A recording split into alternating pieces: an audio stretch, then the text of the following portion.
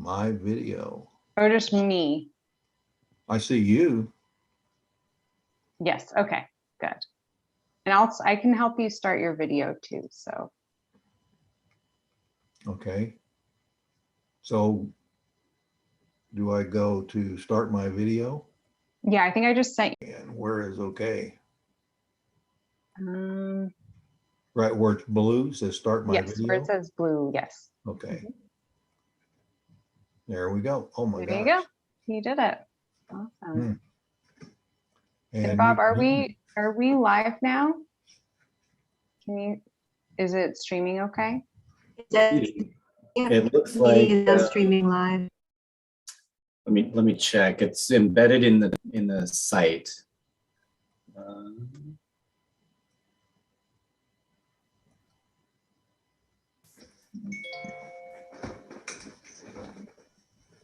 Says it's offline right now. Do I need to change anything on my end? Nope. Okay, it's live now. Yeah. It looks like Streaming live. let me check. It's embedded in the site.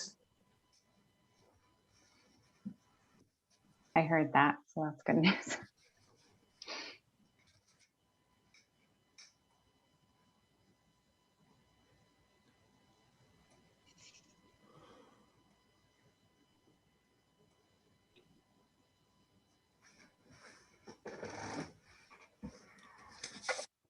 Hi, Bianca, how are you doing? Hey, Sam, good. It's been pretty busy Monday, but doing well. Okay. How are you? Doing well. Good. Yeah. That's Will good. you be okay to share the PowerPoint on your screen today? Like screen share while people are coming in? Or Oh, sure. Let me open that up. Yeah. Awesome. That'd be really helpful. Thank you.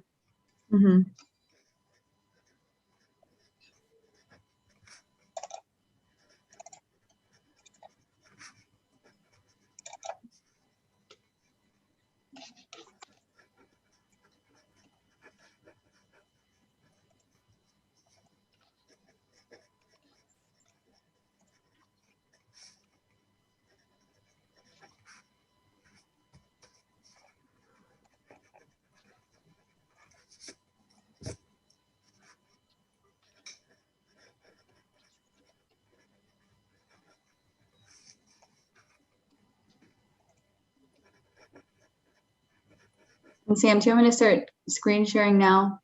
So it's just at the beginning slide. I think let's have people come in the room and then do that. Does that sound okay? That sounds good. Jamie's all right with you? That's fine.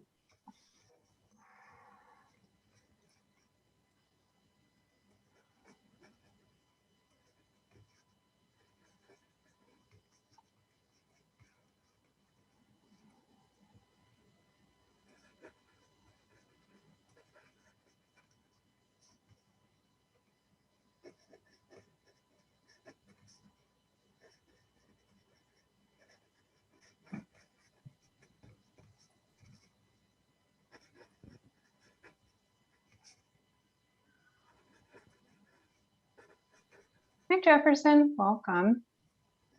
Hello. How are you doing?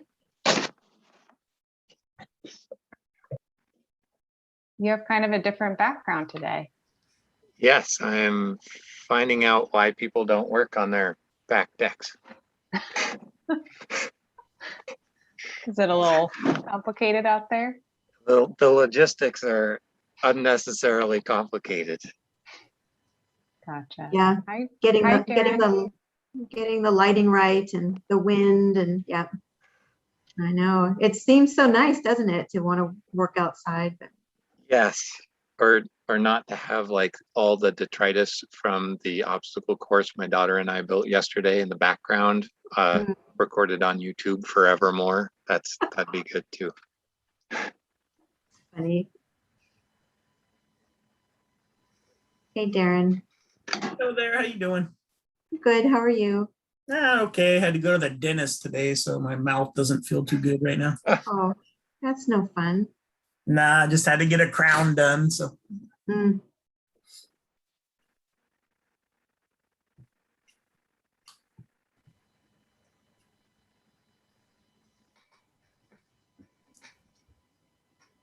and my Cowboys lost over the first NFL weekend, so I'm not too happy about that either. Bummer.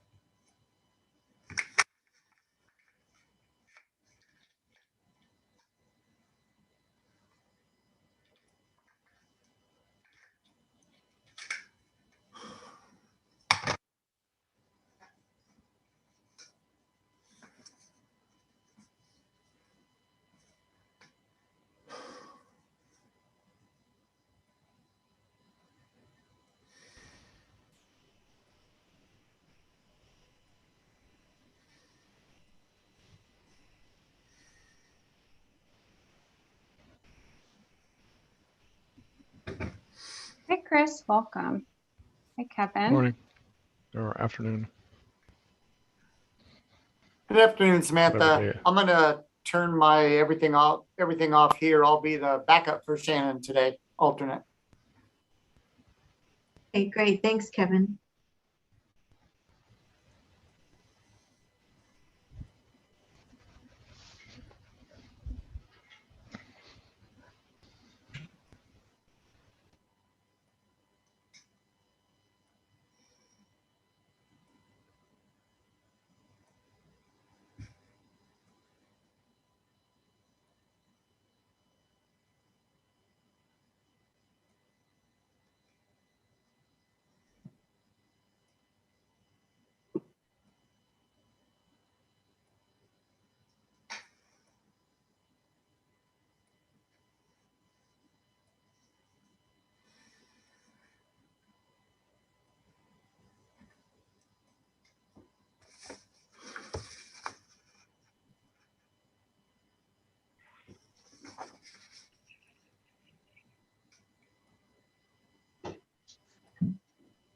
Hi, Amy, welcome. Hi, Brian. Hi, everybody. How you doing?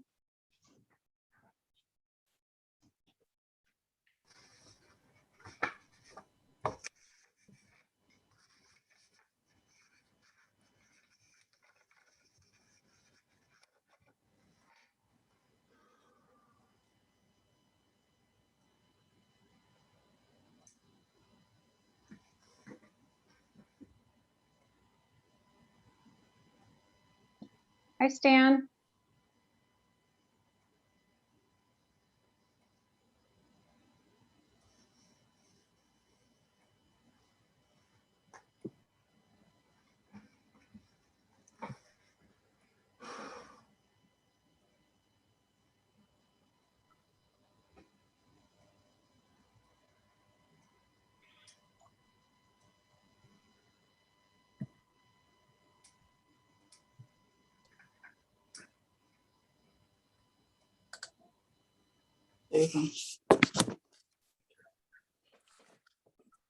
Hi, Tom. How are you doing?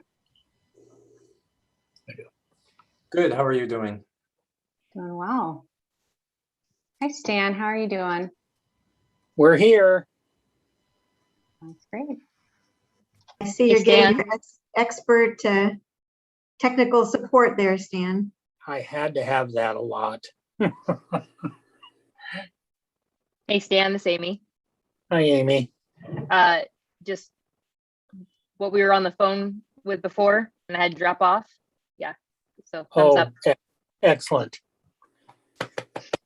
Yeah. Yes, excellent. We all feel better, and I know you feel a lot better. Yeah. Hey, Becky. Hello.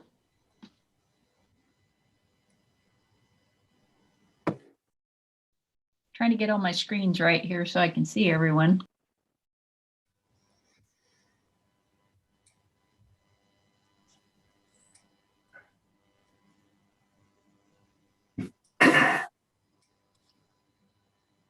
Hey, Josh. Hello.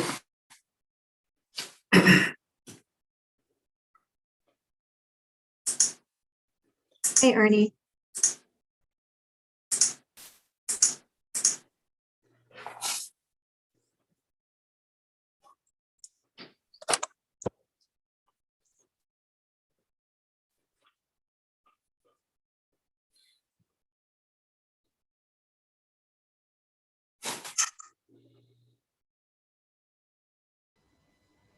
Looks like we've got pretty near a full house.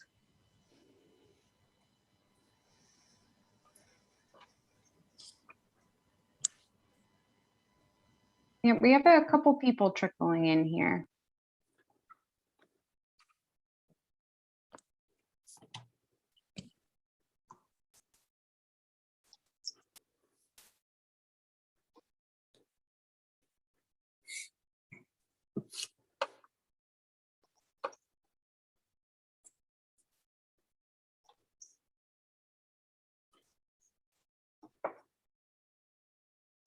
Hi, Derek. How you doing? Noon. And hi, Matt. Welcome. Shannon. Hi, nice to see you. Welcome, Josh.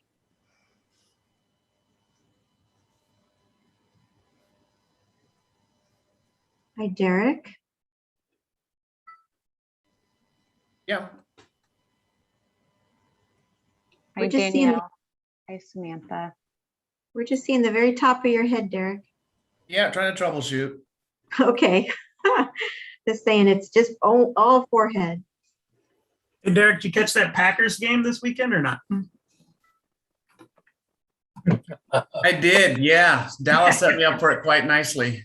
Plenty of disappointment to go around.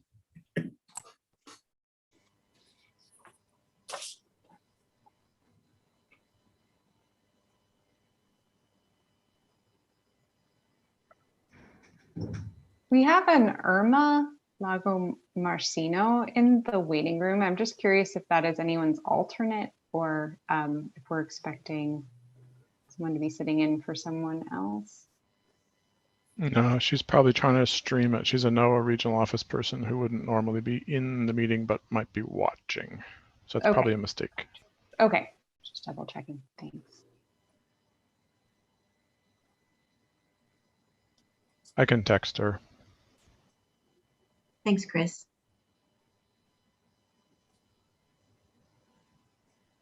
Hey, hey, Jordan. Do you know if Lauren's going to join us today, or are you officially the new Lauren for this group? You know, that's a great question. I don't imagine Laura will be joining us today, but I'm still sort of in a transitional role here myself. So we should really view me as an observer for this week and maybe the next one. Okay. And for everybody else, Lauren from Association of Oregon Counties, she's taking a different position with the Farm Bureau. And Jordan is going to be moving into her spot at AOC. So we've met with Lauren and Jordan, and so they're just kind of in the middle of this transition.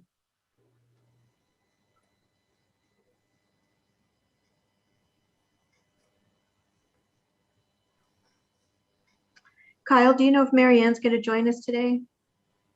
She's just hopping in from the waiting room.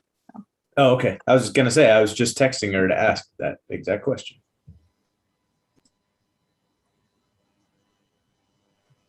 Oh, there she is. Hey, Mary Ann.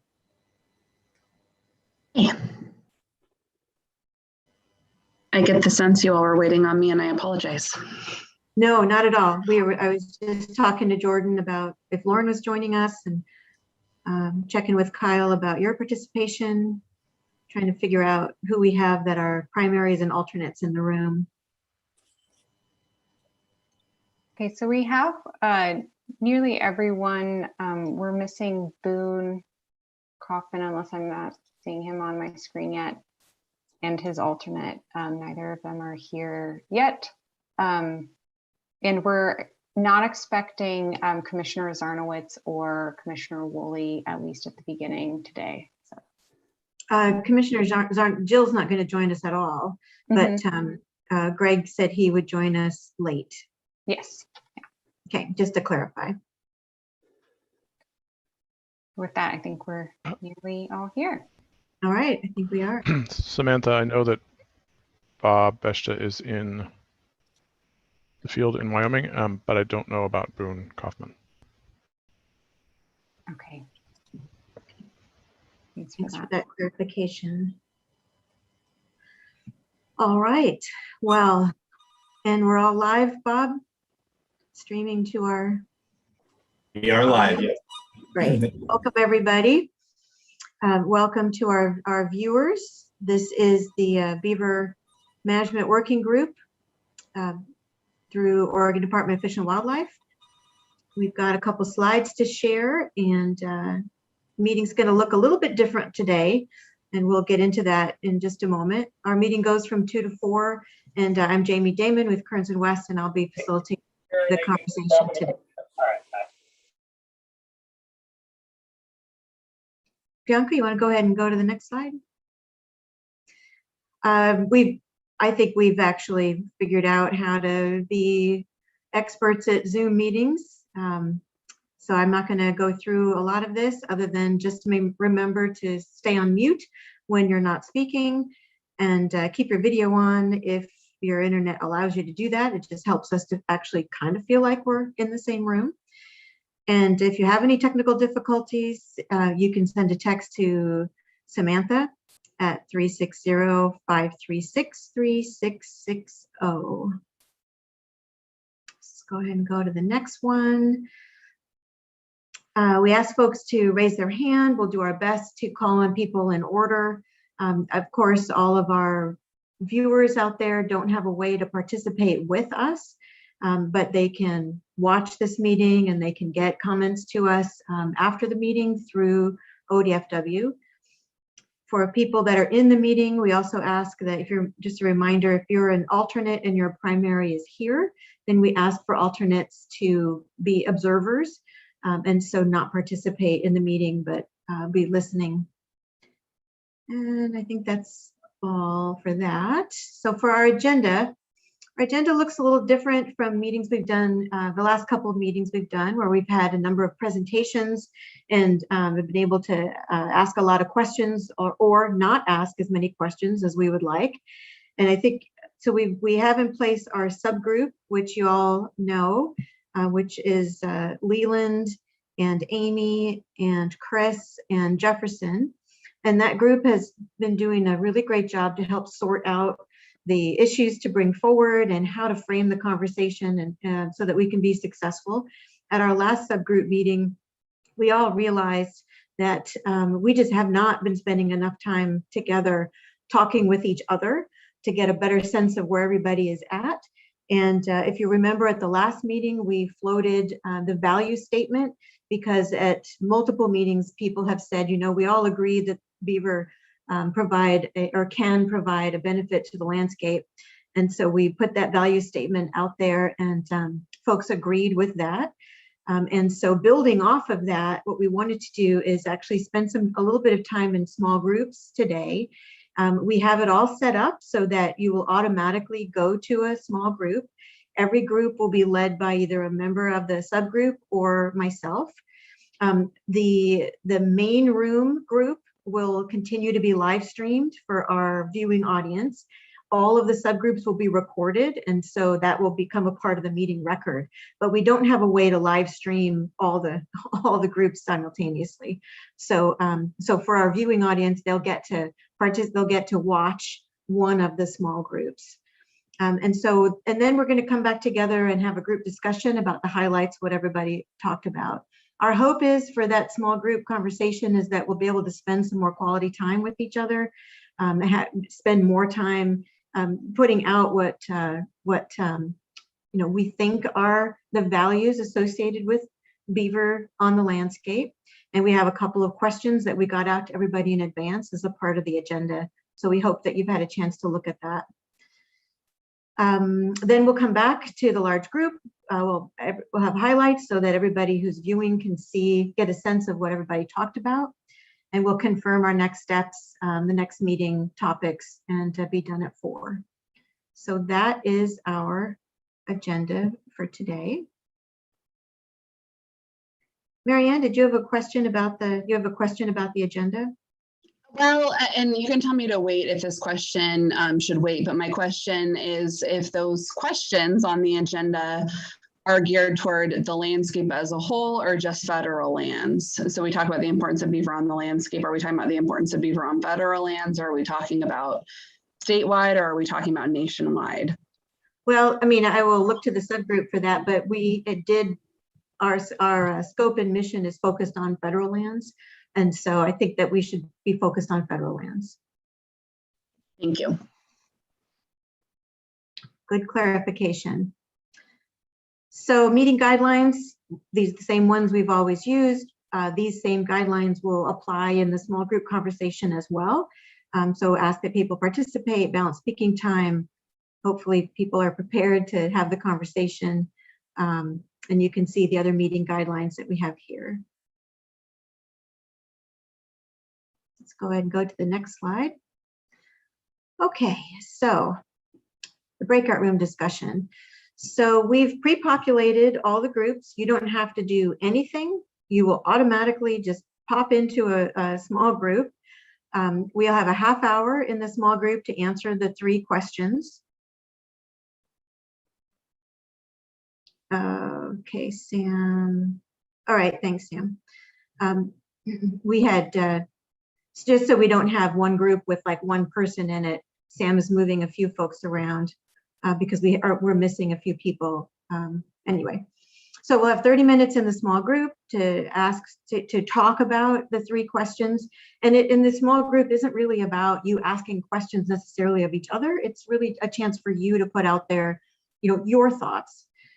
And each one of them will be facilitated. Again, meeting guidelines apply. The breakout rooms will be recorded, like I said earlier, but the main room that I'm going to stay in will be broadcast to our viewers. And we also ask that alternates remain in listen-only mode. Any questions on the breakout group?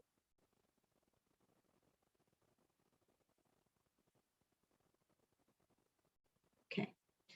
So these are the 3 questions. The subgroup spent a lot of time trying to chunk down what they thought would be the most helpful.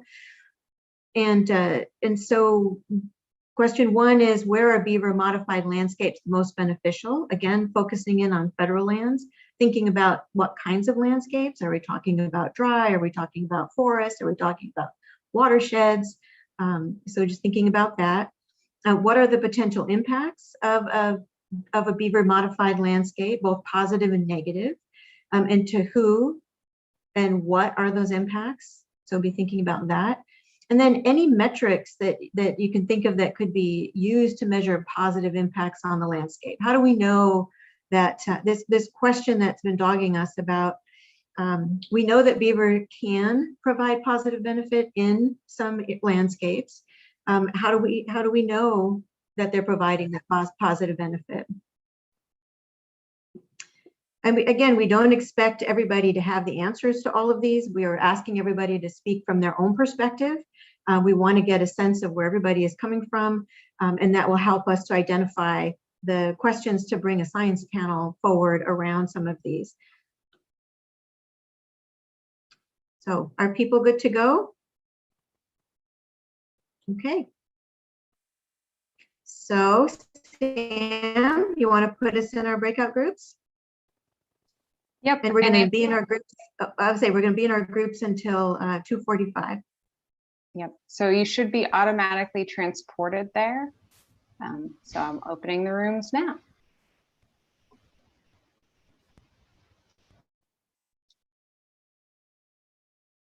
You may see an invitation to join your room. You can click on that if you'd like to expedite the process.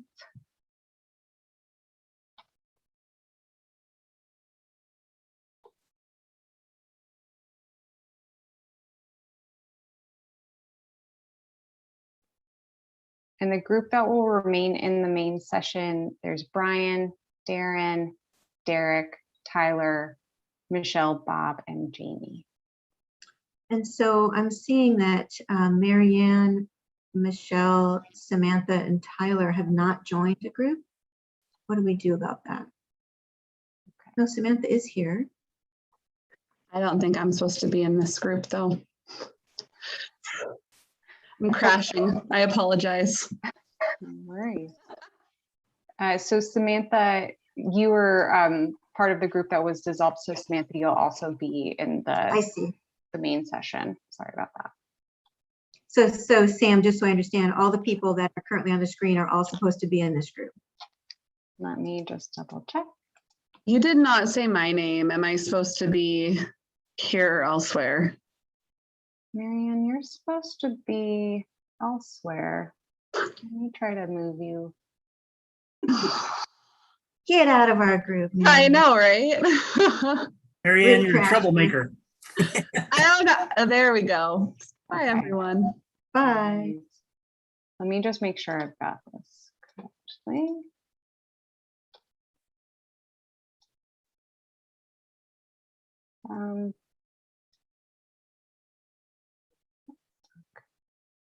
Who was just speaking just now?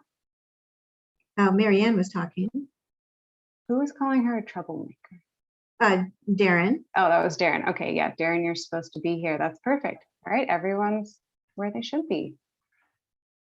Good, perfect. Darren, all right. Darren, you're our new AOC person. No, Jordan. What's that? Which group are you affiliated with, Darren? Bureau of Land Management. BLM. All right. Yep. So yeah, so Samantha, it was Jordan, who's the person who's taking over for Lauren. Okay. So he's in a different group. And hello, Michelle. And if Greg Woolley joins, he's going to join this group as well. Okay, so everybody knows each other. Does anybody have any questions for anybody about who is in the room? Okay, so let's go ahead and just dive into the questions, and they're on the agenda that was sent out. And we were going to just start with where beaver modified landscapes are the most beneficial. And we're just going to go around and hear. So whoever wants to start. I can start wherever they naturally occur or should naturally occur.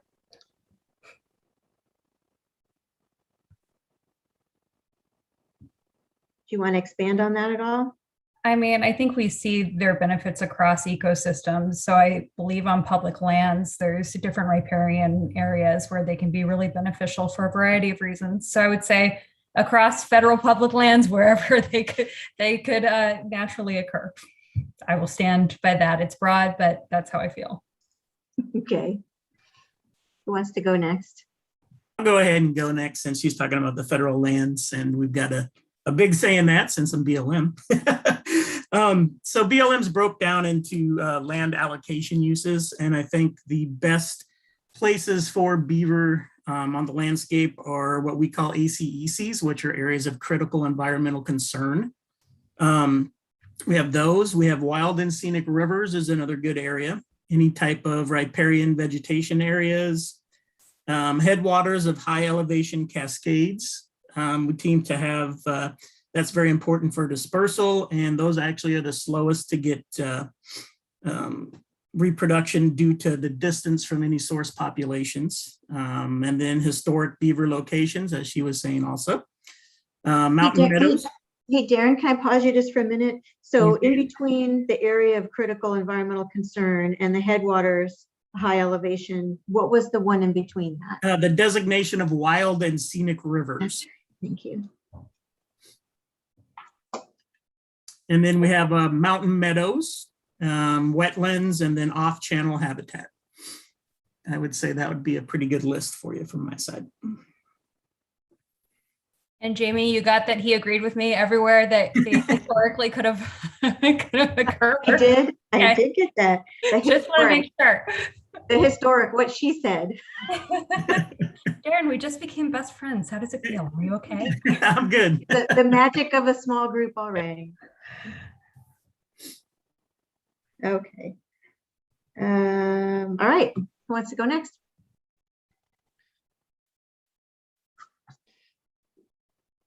So let me see, I'm just kind of piggybacking here, but so, I do want to support what Sam is saying about that the benefits can occur wherever beavers have historically been found or wherever beavers can currently exist on the landscape. And in terms of and one of the things I'm going to bring up in terms of what are the potential impacts? I understand that, and that's sort of how that ties into where the benefits may occur. I get that the beavers are getting a lot of attention now, and that the reason for this work group has to do with their dam building abilities and the fact that that will create a lot of secondary benefits for watershed health and fish and other wildlife. One of the things I want to bring up in this discussion on behalf of the constituency I'm supposed to be representing is that in addition to that, some people just like having beavers around. They just like wildlife in general, and there's a benefit just to having beavers because people like to see them or even just know they exist and want to know they're treated humanely and ethically. And so that's a benefit that would occur, everywhere beavers may be found. It's limited, as we have decided, to federal public lands for this conversation. Beyond that, when we're talking about the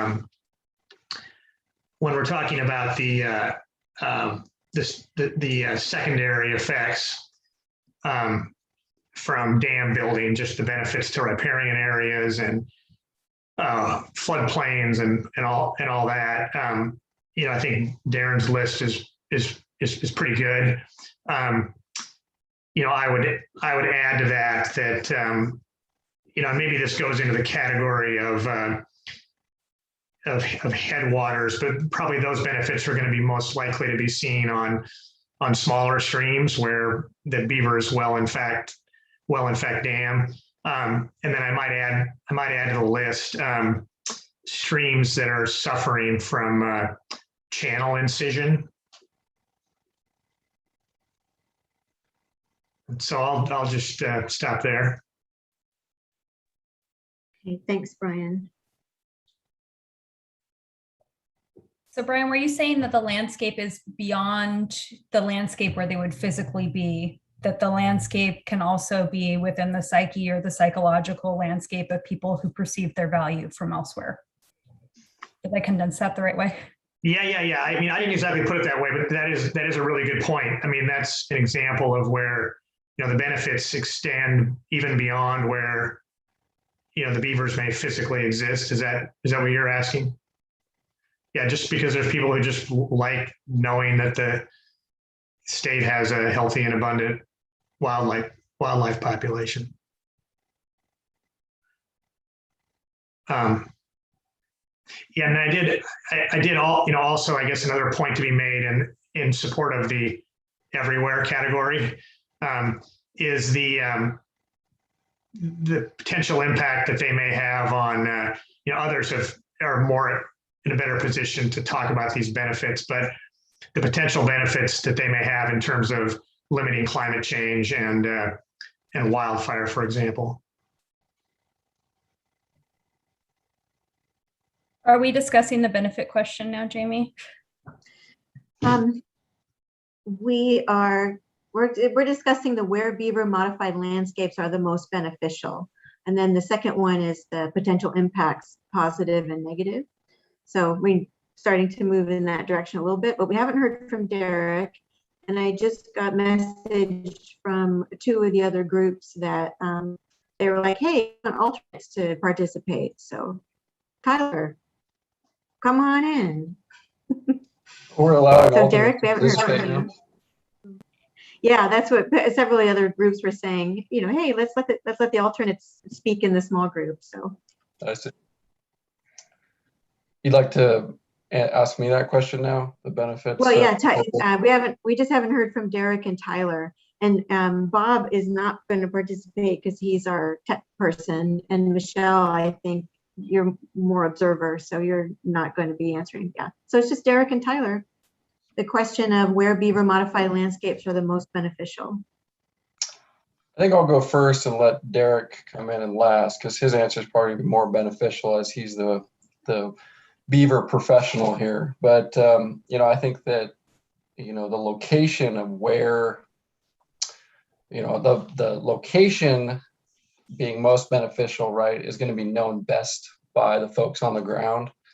And I really think that that's probably the end all be all, is that our wildlife professionals and researchers are going to know where they may have the most impact. So I think I'll just leave it there and let Derek talk. Okay, thanks, Tyler. Derek? I'd say my answer is kind of along the lines of what we heard early on, conceptually everywhere they can be. Now, moving into practice, moving into reality, there are certain areas that you can have a better bang for your buck, certain areas that are already ripe for modification or modification of what's already there.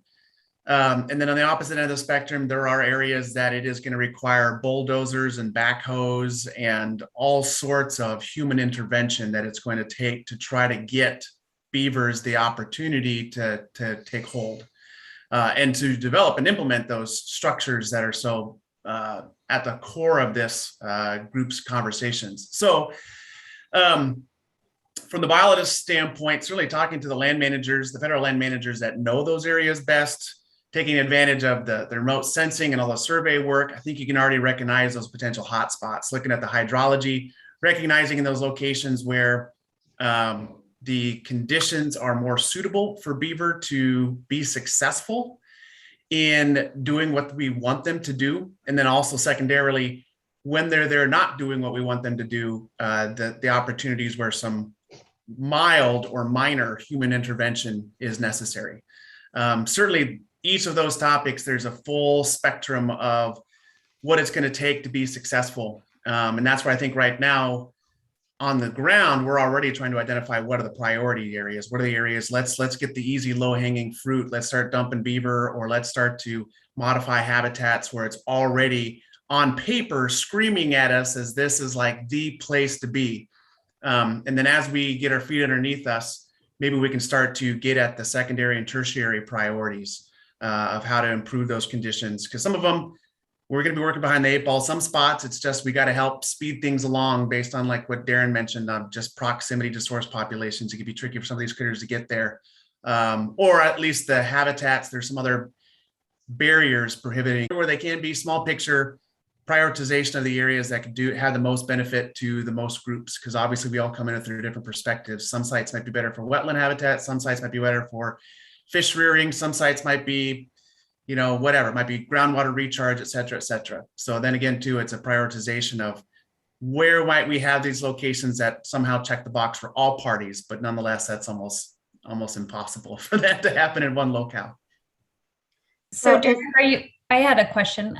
Would you then be, as you're seeing it, are you seeing it as, okay, the priorities are the areas they're desperately needed first, and you see it more as like in practical ways, how we're going to apply the recommendations of this committee would be, okay, we need to prioritize these areas first before thinking about tertiary impacts? I'm just trying to get some insight into what you're thinking as far as, you mentioned all the other tertiary stuff comes second and prioritization. And I just wanted to know, is that in timeline or in areas of need?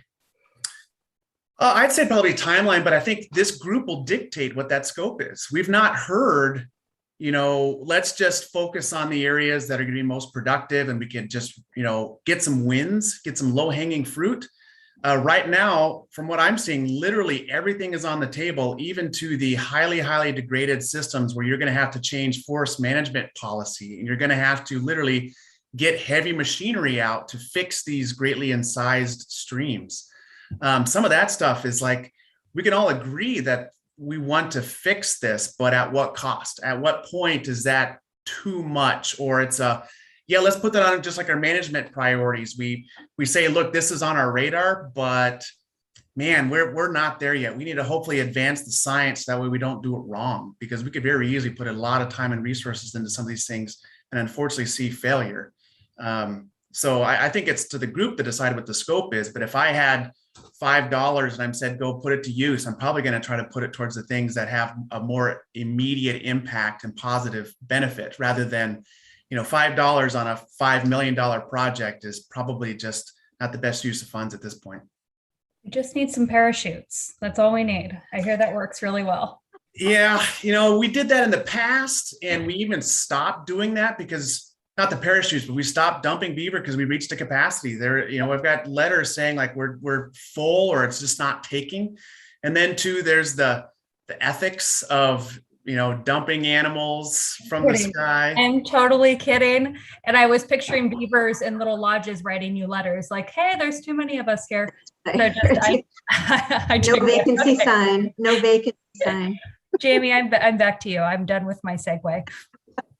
Get with the times. We're going to be using drones now, not parachutes. True. That covers some of the ethics. It's a safer drop. It's not nearly to the height. So it's just a matter of, will you allow drone use in your wilderness areas? They can just come in real soft landing and just place them on the ground. Okay, now we're digressing. So Brian, and then let's take a look at our second question. Okay. I forgot we had to get to, hopefully this is quick. Derek, this is a question for you. Just in these landscapes where you have like a heavily incised stream where a beaver could not go build a dam without some human intervention, could beavers exist in those places, or do they need those things to happen before it's even a habitat they can survive in?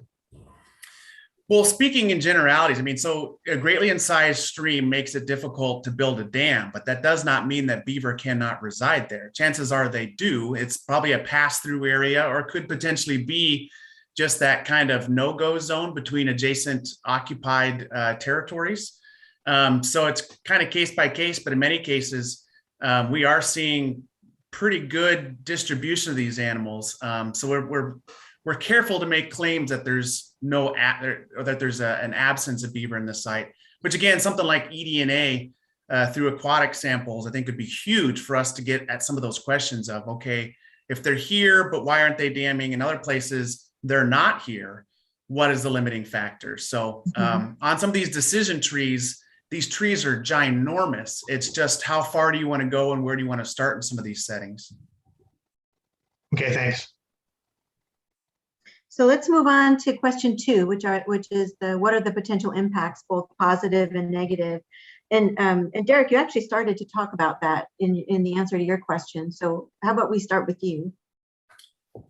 Sure. Well, I think we can all go through the massive list of positive impacts.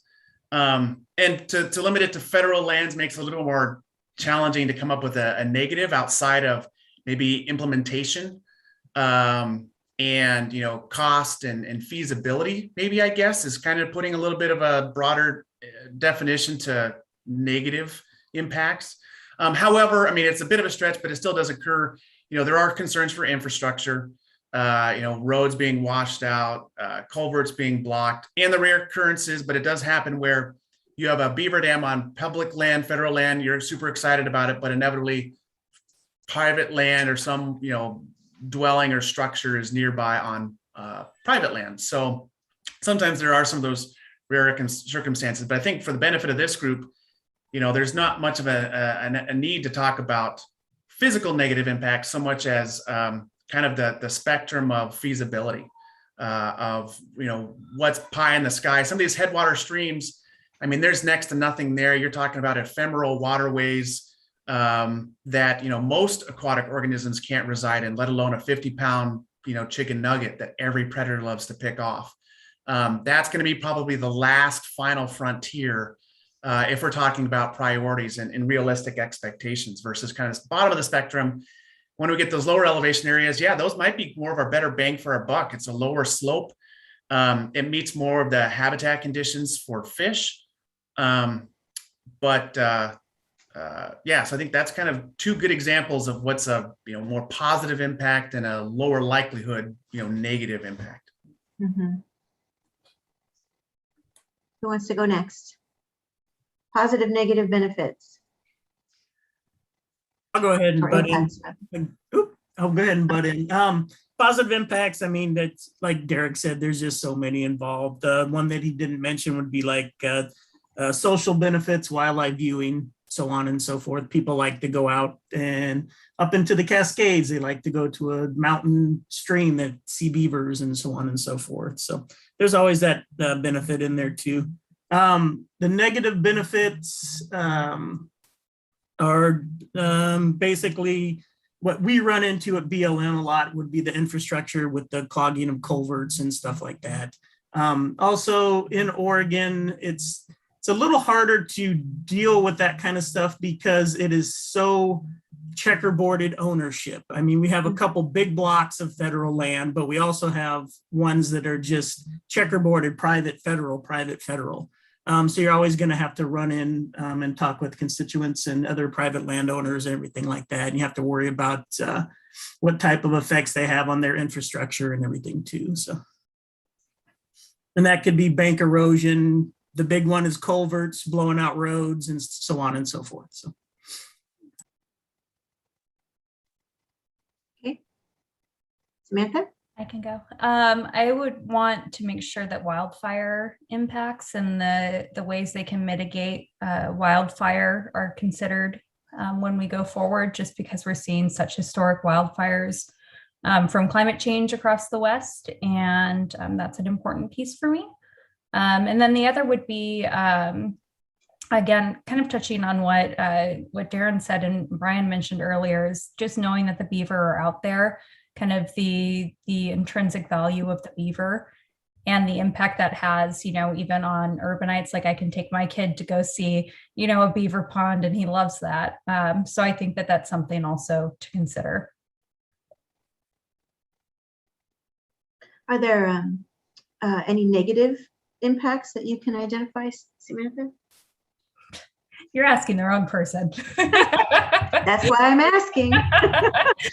No, I would say no. I think in the case of federal lands, if we're looking specific to federal lands, I would say no. I think that there can be costs affiliated with them that are, financial costs. But as far as like negative impacts, if we're looking at the science, no. Okay. Brian? Yeah, I think most of it's been said, and I guess I would just want to emphasize, there's one in terms of the secondary effects of beavers and their dam building activity. I think a lot of that is in the ODFW guidance document. I forget exactly what that's called, which I think is pretty good in a lot of ways. Yeah, I do want to just emphasize, and I guess sort of the main thing that I hope will get injected into this conversation as we go forward is that in addition to all these benefits that beavers provide for watersheds and other fish and wildlife, that there is also a benefit to the beavers themselves and to just the population of people who care about beavers and want to know that they exist in healthy and abundant numbers and that they're treated humanely. So I understand the focus of the conversation in this work group is about these secondary effects, but there's also a benefit to beavers and people who just like knowing they're there. And Darren touched on that too, just the social benefit of wildlife viewing, and then Samantha, of course. So I just hope we don't lose sight of that as we go forward, that benefit. And Jamie, with my fire, will you make sure we put climate caused, impacts? Because I know with that, we can also look at fisheries and fish habitat and stream impacts. So I think that kind of encompasses everything. Thank you.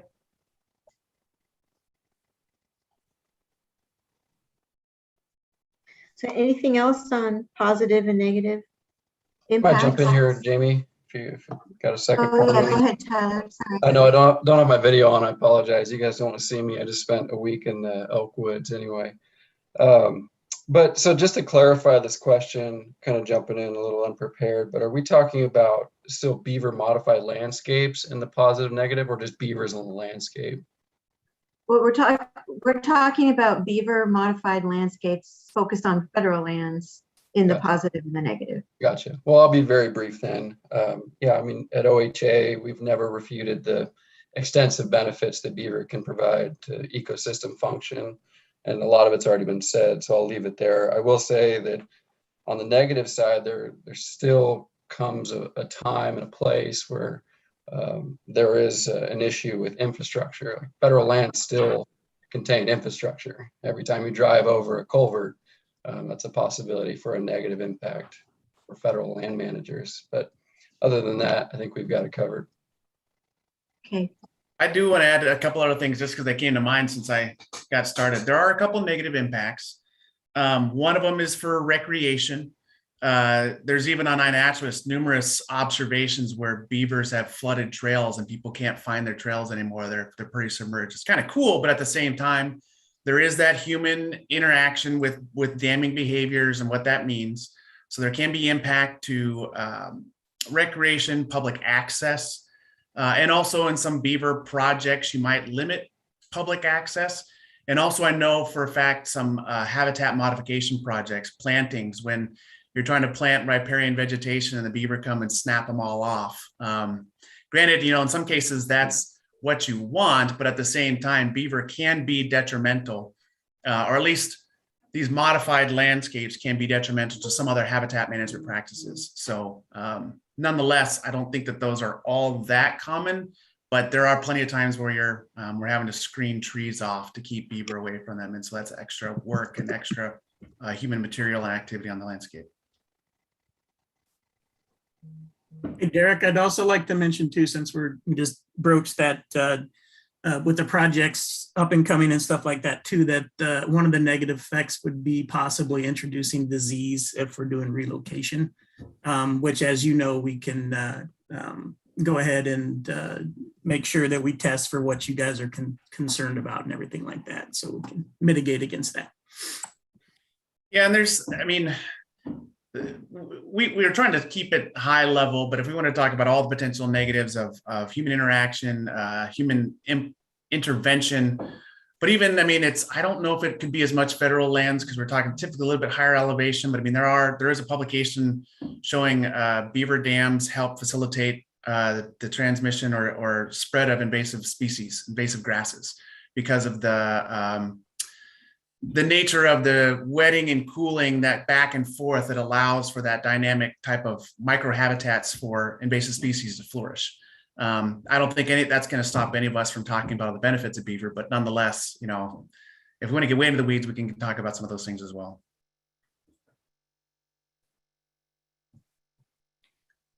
All right, we've got just a few more minutes. I've given everybody until 2:55 because people were having such good conversations. We need a little bit more time.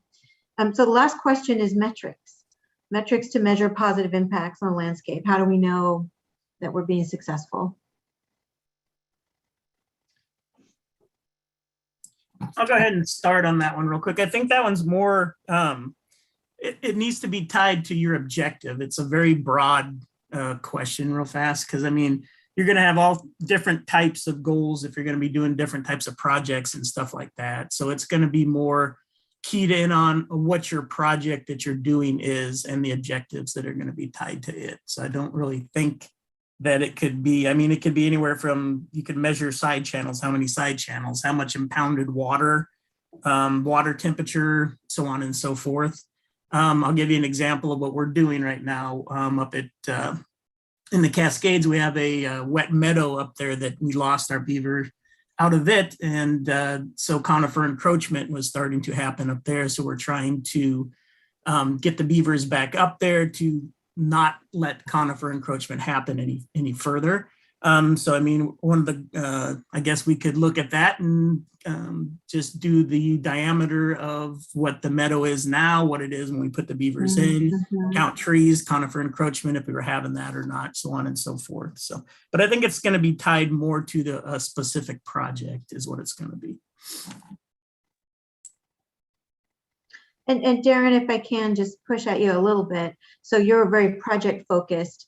Are there metrics at a broader scale that you can think about that would help us know that we're being successful?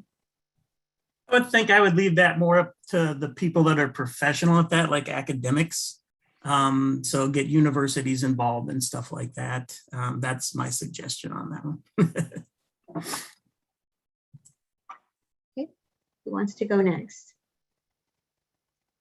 I think that, you know, one of the things we could do is look at fire mapping and fire breaks. Where we see areas of wildfire, you'll see everything kind of burn up except for maybe, you know, a beaver preserved riparian area. It's a nice fire barrier and it keeps a green kind of refuge for animals. So I think that's one way. I think the other would be kind of looking at public polling, public values around beaver. And that would be values for all Oregonians, not just folks who would take an ODFW survey. I think a broader survey would be a good way to indicate kind of measured success. How do people feel now? How would they feel with A, B, C, D? Or, hey, we did A, B, C, D. How do you feel now after we've done that? That could be a good way. And then again, the ecological benefits, of course, could be a metric, and those can go really deep into the weeds in a lot of different ways. But it's a good metric to use.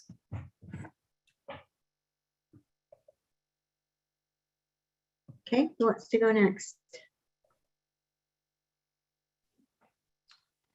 Yeah, so I would agree with the point in terms of some of the benefits I was trying to emphasize. Just public opinion changes, you know, how do people feel about changes in beaver, assuming we make changes in beaver management, how do people feel about those changes? But do they feel better or worse about what we're doing? And then I think you could probably also, I mean, I would say the beaver populations themselves are a metric. I think you could also look at things like changes in recreational activity in an area, for example, would be a metric. Are there more people coming out to recreate in the area? I mean, it's hard to do a cause and effect connection there, but you know, in terms of the benefits that come from, you know, what Darren was also talking about, just the wildlife viewing and just people enjoying nature. That's kind of the only metric beyond polling that I can think of. Yeah, and I'm thinking too, Jamie, with metrics, it can be hard for those of us that might be on like the animal welfare side or on the intrinsic rights of nature side to have a metrics discussion, you know, where you're looking at quantifiable outcomes. So I would just, you know, I would want to make sure that we can determine metrics, but also that we're having the conversations around intrinsic value. And Michael Nelson with OSU has done a lot of writing on that as far as animals go, and he's offered to talk to the group if they want to talk to him. Okay, thanks, Sam or Samantha. Tyler, any thoughts on this topic? Yeah, I think that, you know, beaver population is our metric, right? And then any secondary effect from beaver populations that are tangible would be a usable metric for establishing success. And what is success? So I'll leave it at that. So, I mean, in the few minutes that we have left, I mean, how would you define success? How would all of you define success? Is it just more beaver? No. I think it's having beaver in all of the habitat where they could belong. You know, healthy beaver populations in every habitat they could exist on federal lands. So that's the naturally occurring. Yes. Historically. Even. I think success, Jamie, is a sustainable beaver population for future generations to enjoy.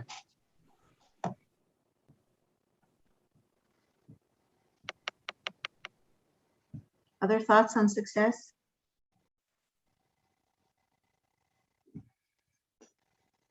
I mean, I would say, at the risk of being redundant, I guess, more human satisfaction about how we're treating the beavers on federally managed public land. People are just feel better about it overall, is a measure of success. But I would also say that success looks like you can start to look at these areas that have, where the stream channels are incised and riparian areas are degraded, and we see beaver activity that's helping to turn that around. So success would also look like just healthy floodplains created in part with beaver modified landscape.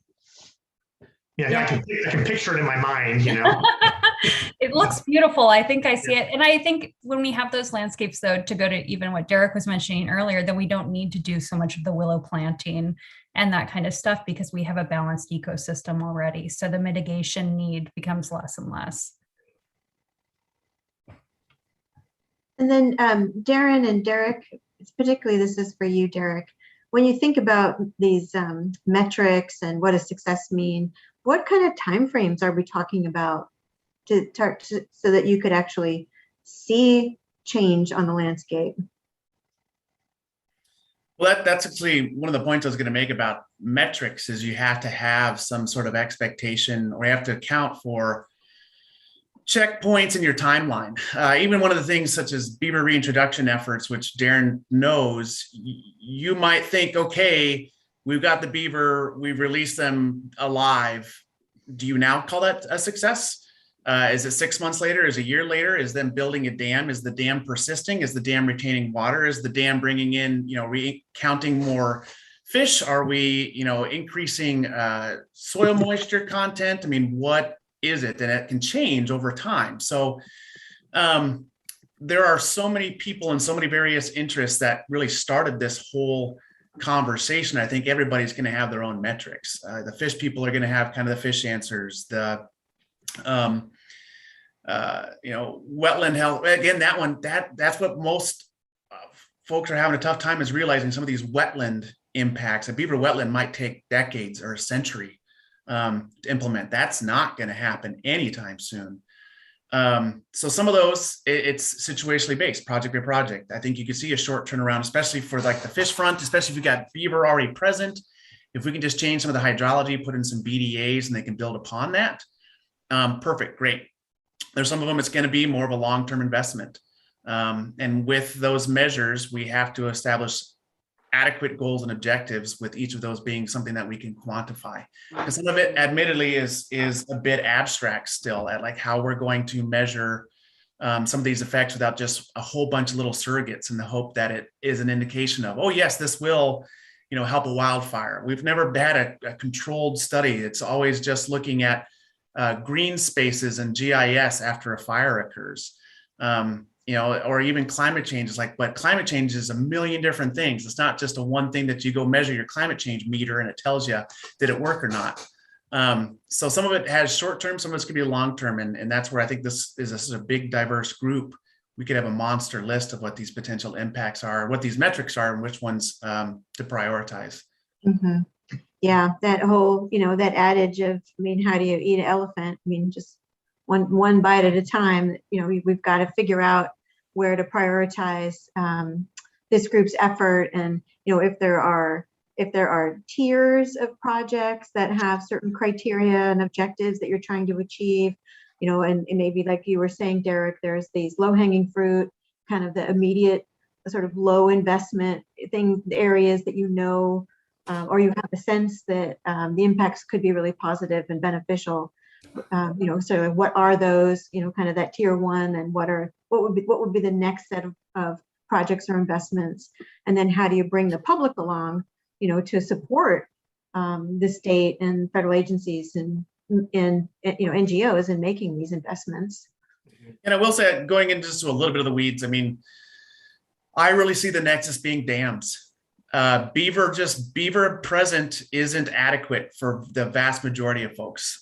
Even increasing beaver numbers, if it doesn't increase dams, nearly all of these positive impacts, and most of these that are very tangible, do not exist. Now, there are a dozen different ways to get more dams. Is it moving beaver, improving beaver habitat, changing hydrology, et cetera, et cetera, et cetera? It's still all about the dams. Which are indeed something we can quantify. So I think that is a little bit exciting that a wetland might take half a century, but a beaver dam can happen overnight if the conditions are right. So I think that's still where that is the crux of everything. Because without dams, it's just most of these positive impacts just can't occur. Yeah, that's true with respect to all the so-called secondary positive impacts. I mean, there are some things we've talked about as positive impacts that can occur without dams, which is just the positive impact of having more wildlife on the landscape and people like that, and people like beavers and knowing they exist and so on and so forth. You don't need dams for that, but yeah, you do for all the secondary benefits that people are talking about. So we're coming up against our time together in the small group. One of the things that we're asking everybody in each of the small groups is there somebody that feels like they could share some of the highlights that you talked about each of the questions to the larger group? Is there somebody that feels like they could do that? I can try if someone will hop in and help me if I miss anything. Yeah, and I've got notes too, Samantha, so I can help. Are folks comfortable with Samantha sharing the highlights? We appreciate I won't say we all decided parachutes were the way to go, guys.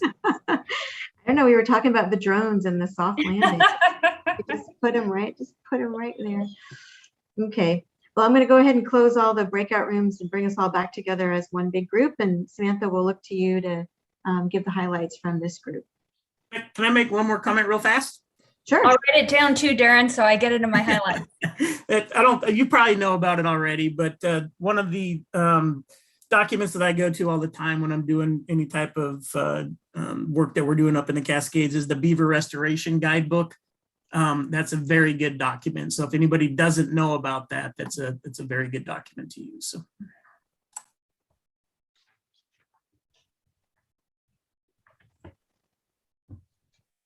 Okay, thanks, Darren. All right, I'm going to close it out. You guys are going to see a 60-second warning to gather your thoughts, and we'll see you all in the big room. And thanks for those of you viewing this small group. This was representative of the conversations that were happening in the other groups. There were 5 small groups.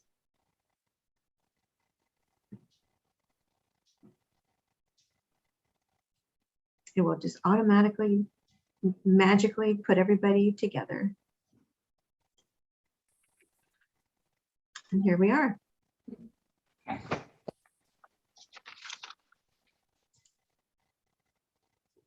Did anybody else think that they accidentally left the entire meeting when that happened? Because it totally bounced me out of Zoom for a second, and I was like, I hit the wrong button. Oh, when it magic, yeah, yeah. No, we're all back here. Okay, looks like everyone's back in.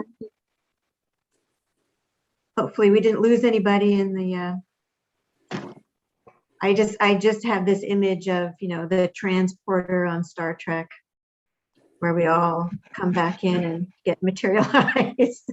Hopefully there's not anybody out there that didn't rematerialize in the main room. Thank you for. Sam, are you gonna, it says the recording has stopped. Are you gonna?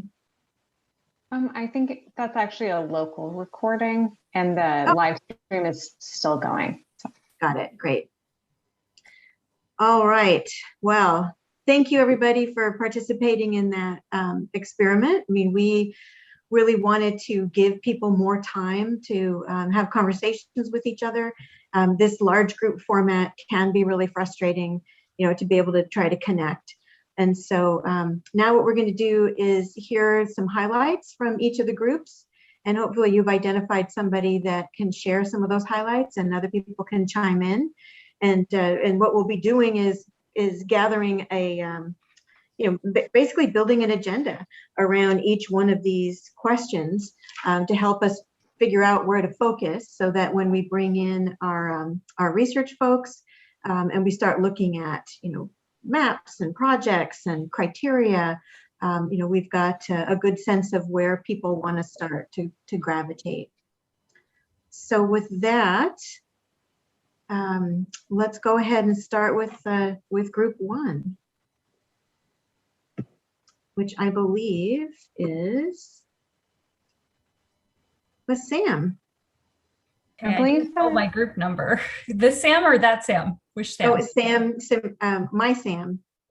Yeah, so that was the group that ended up kind of dissolving. So we can go to Chris's group, Chris Jordan. Okay. Chris's group is group 2.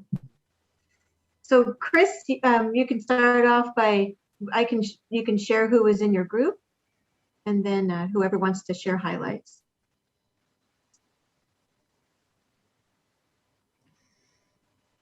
Did Chris make it back?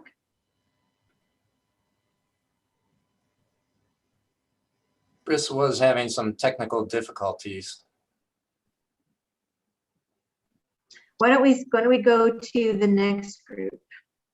Unless, is there somebody from Chris's group that's prepared to share highlights? Commissioner Hatfield Hyde took notes on the third question, but I'm not sure any of us took notes on the first 2. Let's just hope that he comes back and go to the other report out group because he's been coming back and forth. And then when he comes back, we'll get it because he's doing a really good job summarizing things, I think. He's there. Okay. He's there? Chris, are you here? His screen's up, but he's been frozen in that spot for the last few minutes while we've been talking. Becky, let's go ahead. I like your suggestion. Let's go ahead and just bump to the next one then. And so the next group would be Amy. I'm sorry, the next one would be Jefferson. Jefferson's group. Great. So there, nobody else wanted to volunteer to report back. So I'm doing it for the group. And the members of my group were Matt Strickland from ODFW, Josh Chapman from Forest Service, Jordan Cole was observing from the AOC, and Stan Steele was there representing Oregon Trappers Association. And in terms of benefits that were listed, we listed out pros and cons. Stan went first with ecosystem services and recreational opportunities. In terms of ecosystem services, Stan took a broad view of ecosystem services, so not only just including clean water and water temperature and flood abatement type things, but also including recreational opportunity in those services and abundant wildlife and even quality of life, and pointing out how a benefit to one might be a cost to another in some circumstances. Then when benefits from Matt, we're talking about channel winter refuge habitat. So mainly focusing on fish and benefits of, well, what if we got to the point where we could delist salmon or something like that, and the recreational commercial fisheries that would occur from that. Josh was talking about benefits to the mandates that the land management Forest Service has in terms of aquatic restoration, but also the multi-use obligations and how those different activities that they're beholden to can all benefit from it. And he was pointing out that it's important to have, for a metric, the ecological metrics of each benefit or something you could measure on the ground before you jumped to something that was a metric that could hit one benefit versus another benefit of something like a financial or economic benefit. So an intermediate step there. In terms of costs, even Jordan Cole jumped in here real quickly, and the concern was plugged culverts and the flooding that might result from that, or infrastructure damage that might result from that. In terms of where, got very focused on where beavers can actually make dams. So we're not trying to get beavers to, counting waterfalls as beaver habitat. That you want to try to get beavers to do their thing in beaver appropriate areas where it's proper beaver potential habitat. And let me just check again. And it was nice, very congenial discussion. I really appreciated it, and the chance to meet in the small group. And I think that's really valuable. And I would do that again at any time. If I forgot anything, guys, please put it in the chat there. I did my best. Great. Thanks, Dennis. All right. Amy, you want to go? Sure. Okay, so in my group, we had Wayne, Ernie, Shannon, Kyle, and then Bianca was also in there as well. And so we tackled this in a little bit of a different format, in that we talked about some of the economics. Ernie brought us back kind of to before even asking the question of where beaver modified landscapes are most beneficial. And we talked about some of the economic or potential economic benefits, almost cost per fish kind of way. And so we talked through some of that, and the fact that they should be the where question when we're looking at federal lands should almost be a given until we presume that there isn't a reason for that to be a priority. And so as we talked down through there, one of the things that Wayne brought up, which I thought was really interesting and we haven't discussed in the larger group or even in the subgroup really, was the tie between beaver and the plant community and soils and water storage. And that's a variable or a topic that we haven't really discussed at length on the mechanics of that. So we really discussed kind of, the fact that we're talking about water storage at the basis of a lot of this. So some of those factors that impact that go beyond just what we've been talking about in the scope of beaver, in that we need to be talking about the plant community, the soil types, stream meander, kind of a little bit more of this habitat and actual mechanics that all play into where beaver can be beneficial. And so there was a lot of conversation around that. And we kind of came down to, distilled it down to where is it beneficial, what's beneficial, where beavers can be the most productive. Similar, I think, to what Jefferson just said, where beavers can really get in there and do their work. That's where those areas are going to be the most beneficial. I'm trying to read my notes here. Where they can be productive, maintain, and potentially have the ability to restore an area. To be honest, we kind of jumped over because we lost track of time. So we kind of jumped over the negatives and positives and went kind of to the metrics question. And I will try to distill our conversation down there. Ernie's input on that was that we should, when we look at metrics, we should be looking at to aim to provide the greatest benefit possible to Oregonians, that it should be, the metrics should be prioritized based on the highest economical need or possible outcome. You know, and Wayne brought us back to, you know, when we look at this, we're looking at doing potential surveys, that plant and soil type conversation has to be included in determining those viable locations and habitat for beaver productivity.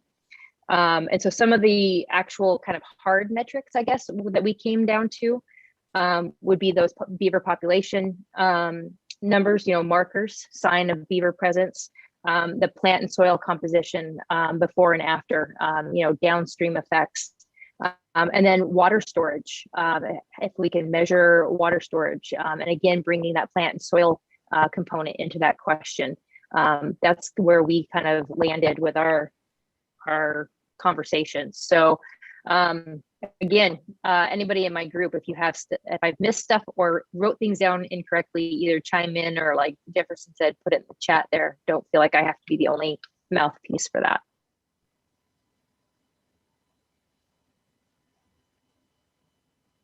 That's what we got.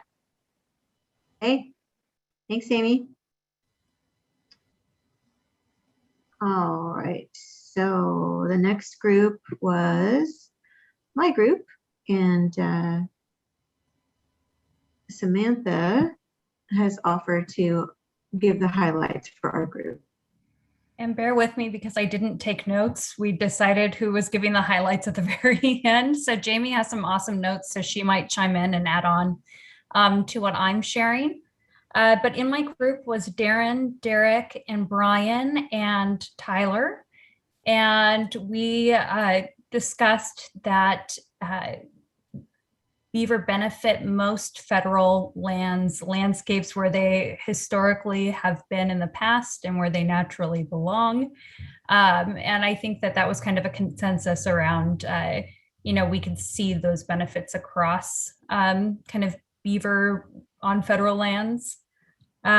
We did go into and there were a lot, I mean, Darren had a lot of information of each specific landscape on the BLM that they belong, and Derek had a lot of each specific area that they could belong as well. So I don't want to just, you know, glaze over everything they said, but in some, if that's okay, we all agreed that they belonged on anywhere they historically occurred on federal lands.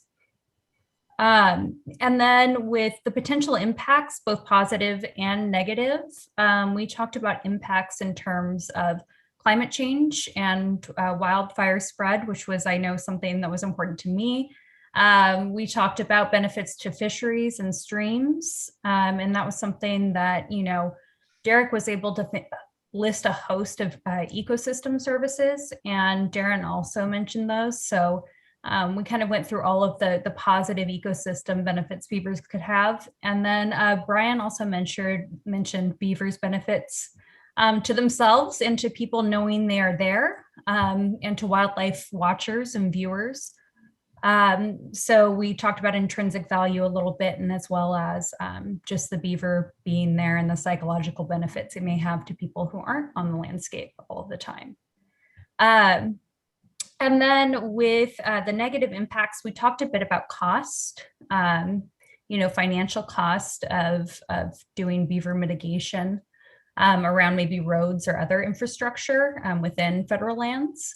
And I think that was in the other negative one. Derek mentioned some invasive grass potentially spreading back and forth if beavers are building a dam. And yeah, I think we were pretty limited as far as on negative impacts, but we were able to say, okay, we could encounter a few things in a few rare circumstances that could be considered as negative.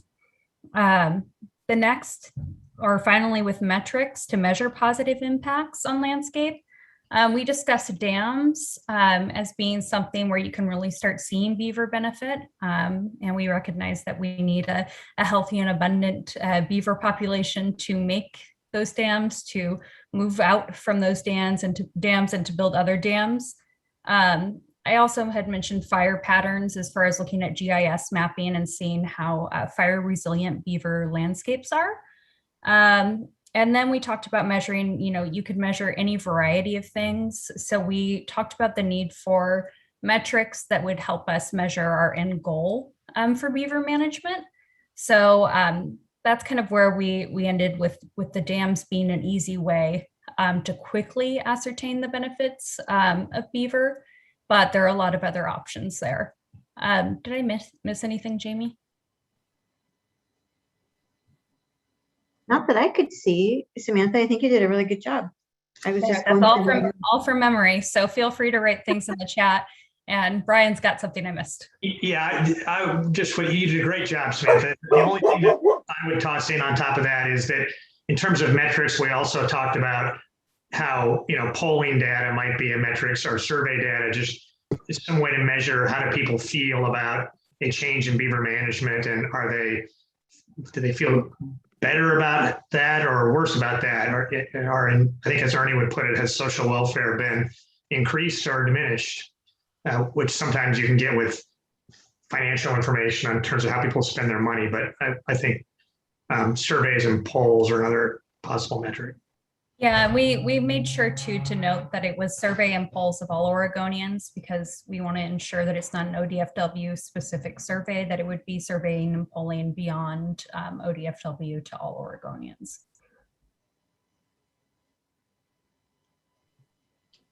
Okay. Thanks, group 5. That's going to loop back and capture Chris's group. I think he's back on the line now. Yeah, I'm on the phone. Can you hear me? Yeah, I can hear you good. Yeah. Great. Thank you. Sorry for all the technical difficulties, and I apologize to my group. I fell off 3 times during that 40 minutes. So tacky phone connection and internet. So hopefully this holds. So yeah, group 2 had a fun conversation. The group was Kevin, Tom, Danielle. And we started with the question and thinking logistically where federally impacts locally, where dam building was happening, and the downstream areas as the change in hydraulics and water quality. There, in some cases, those impacts on the landscape might be limited by the need for other protections. So if there was impacts of grazing on sufficient beaver food, then only where there was coexisting or sort of co-located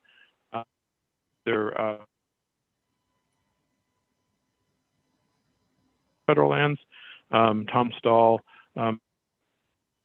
put it in perspective that really it's the dam building that's key, or sort of what the behaviors are that modify the landscape. And so there are physical constraints on this in terms of stream gradient and stream size, valley width, and where, in terms of a bit of the prioritization side, Scott thought that most benefit would be where there were direct habitat benefits. Hey, Chris, you're cutting out a little bit. Oh, I'm sorry. Regularly enough that you can't tell what I'm saying, in which case I should probably hand it to somebody else, because I don't want to. We're missing probably like about every 6th or 7th word. That's very annoying. Yeah, I'm sorry. So I'm one. I don't know if I can manage a better connection. Would somebody else in the group want to chance summarizing, even though I'm staring at all the notes in front of me? I can also go back inside and try to get back online. I have to stand outside to get my cell phone. Somebody want to help Chris out from his group? Kevin, do you want to summarize? Because you saw how well I did at summarizing, but we haven't heard like Mary Ann's comments yet. I'm going to put you on the spot, Kevin. I'll try to get back online too. Yeah, Okay, thanks, thanks. Becky. I didn't have the notes. I was looking at my own and crossing out stuff. So I don't feel comfortable. I can reflect everybody's comments there with that group effort as we were trying to move through each of the questions. Okay, so how about Mary Ann? Why don't you summarize what you said? Because we were getting some of the ideas that I think everybody, we're getting some repeat ideas from what we've heard from other groups. And we had a great breakout group, I thought. Whether or not, Mary Ann, maybe you could summarize for. Yeah, I'm happy to try. And did everybody hear Chris on the first question well enough? What I captured was the location of dams. The dam building is key. Yeah, and I think, and that was, I didn't chime in on that one a lot because I rely on the expertise of others there, but yeah, we talked a lot about dam building and then just the myriad of important habitat features that beaver provide for fire resiliency, climate resiliency. I think that Scott had brought up, impacts to other protected species, positive impacts to other protected species from beaver on the landscape. And so that was a good discussion. And then for potential impacts, and I'm worried I'll put words in folks' mouths, so hopefully others in the group can speak up as well. Again, similar positive impacts on, ecosystem services, on other species, on climate impacts. And then I talked some about some of the negative impacts, even though we're talking about federal lands, if you have beaver impacts upstream, they can flow downstream.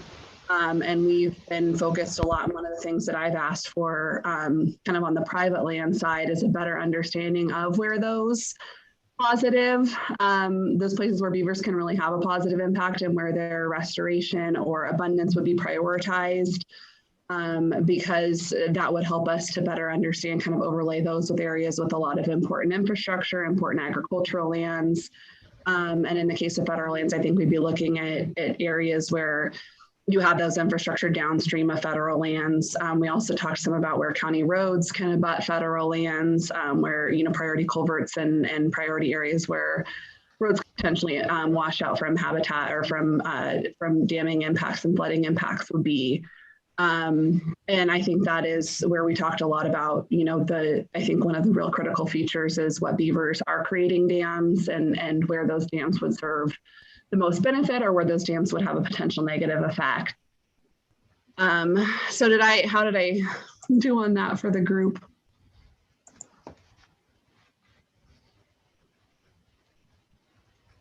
Well, I see Chris looks live again. Let's see if he had any other notes after Mary Ann's. Yeah, can you hear me? Yes, good. Thank you, Stan. Yeah. My computer's telling me my mic is not working, but it sounds like it is. Yeah, thank you, Mary Ann, for filling in. In terms of metrics, we did talk a little bit about the sort of an economic basis and also public opinion as being ways to get sort of apples to apples, and then also thought about sort of at a watershed scale, especially if a watershed included federal lands and private lands, if there was the sort of social relations would be necessary in order to enter into this conversation, and there may be sort of a need for incentives on the private downstream areas below federally managed lands in order to balance the managing the landscape for beavers on the federal lands because of the potential for negative impacts more on the private lands than on the federal lands, and that led to a discussion of whether the metrics would be numbers of animals or numbers of dams, and as a way to sort of say both on the plus and the minus side, how are the management prescriptions working. So where are there more animals where you want them, and are there fewer animals where you don't want them? So the performance metric would be scaled to space, and there was lots of discussion about mapping where are the most beneficial places, where are the problem areas, and how to try to best ensure that the management prescriptions lined up with space. Any other things? And again, sorry for all those disruptions in presentation. If you don't mind, I might just add, just because I think, Chris, this is just different folks having different vocabulary, but I really, to me, management prescription sounds like regulatory, even though I think you're meaning that into more of a scientific study term. And at least in the group, I really emphasized, we really wanted to focus on how to create incentives for having beavers where you want them, as opposed to looking at changes to the regulatory structure that I know have come in front of the legislature and the commission around beavers. So we'd really like to focus on how do you incentivize putting beavers where you want them versus how do you regulate into that.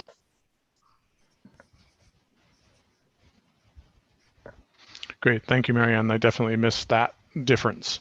I was thinking only of incentives from the damage mitigation side as opposed to an overall incentive-based approach to all aspects. I think Tom Stahl mentioned some things as well around like people days. I heard him talk about that as a metric. So certain campgrounds are places where maybe people enjoy being, Right. There's the trade-off of allowing beaver modified landscape might take away, dry meadows that are used as a campground becomes a wet meadow. And so there's a trade-off between people hours of those attracted to the beaver landscape or those attracted to the landscape before beaver modification, mainly because people and beavers are looking at the same kind of flat stream adjacent real estate and how to balance the conversion perhaps of some recreational activities if you move from a non-beaver to a beaver dominated floodplain system.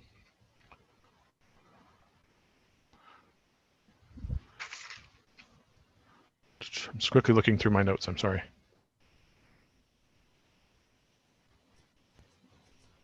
Yep, anything else from the group? Thank you for filling in, Becky, as well as Marianne.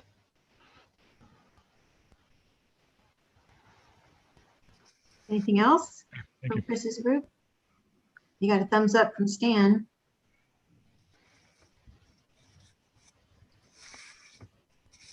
Okay. So I think that's everybody. I don't think we missed. So did Greg Woolley join us?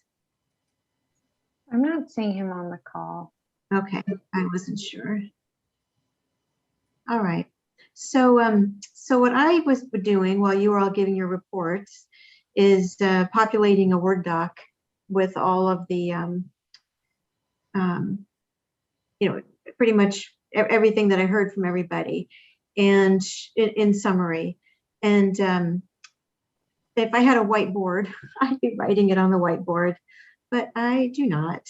And so I think there's a couple of things that I've noticed in my notes from listening to everybody.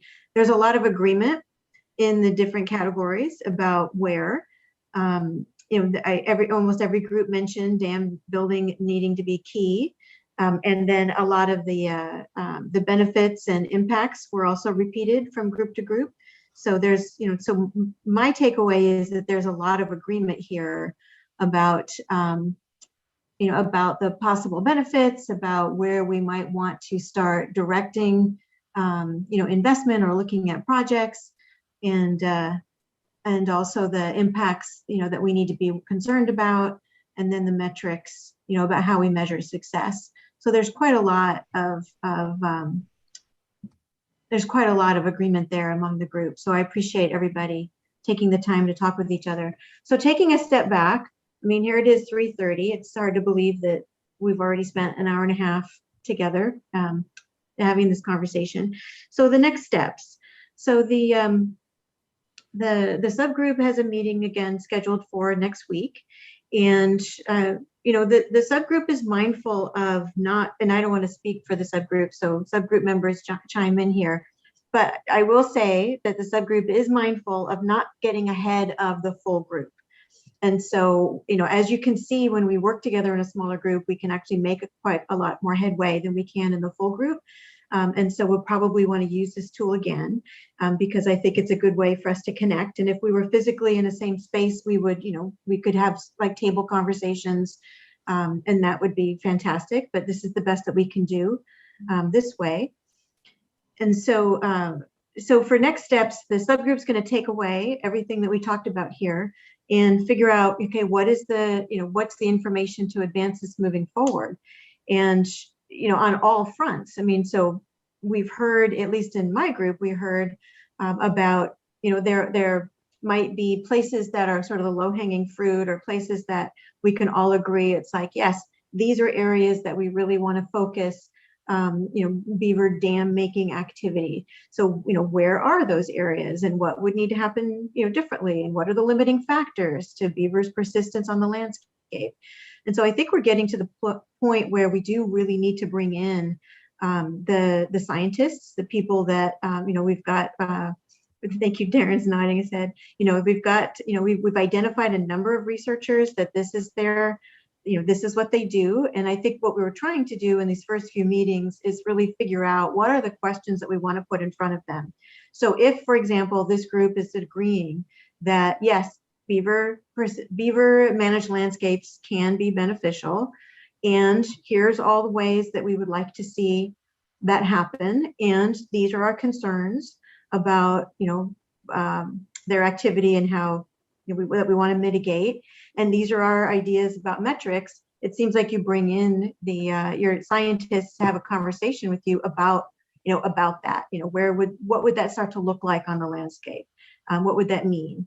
And then, one of the things that Darren talked about in our small group, from an agency perspective, which not Darren, Derek talked about, but I think that Darren and Josh probably would agree, is, you have to think about the cost benefit and what does this mean in terms of agency actions and public support and investment and partners and all of that. So that's a little bit further down the line. But let me just pause here and just open it up to any other comments that could help the subgroup in shaping up your next meeting, and kind of your expectations around that next meeting and what would be the most helpful. So let me pause and see. Josh, go ahead. Yeah, Jamie, just one thing I wanted to highlight. I know there's a lot of interest in the benefits of dams, but based upon a lot of the work that I've seen in Oregon, we don't seem to have as many dam building beavers as we do bank beavers and more transient. So I just was wondering if we really is it intentional that we want to just focus on dam building beavers, or do we want to focus on just the presence of beaver on the landscape? Anybody want to weigh in on that? Brian? Yeah, I mean, I think everybody probably knows what I'm going to say here, but I get that the focus here is on the beneficial effects of beaver dams, but I think I've heard other people, including myself, talk about how some people experience benefits just from having a more robust, healthy population of beavers and knowing they're there and treated well, et cetera, et cetera. So I for one would hate to see the discussion focused just on dam building beavers.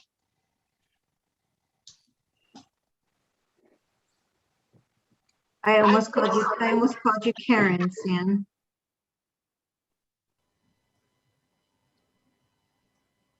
Stan, go ahead. Yeah. It's just your name says Karen, so that's why. Well, I'm using my wife. I know you're not. Okay, so, that's an interesting concept. I think we all love to see beaver on the landscape, and those are all value judgments. I don't think we should be making major historic changes based all on value judgments. It's all in the eye of the beholder.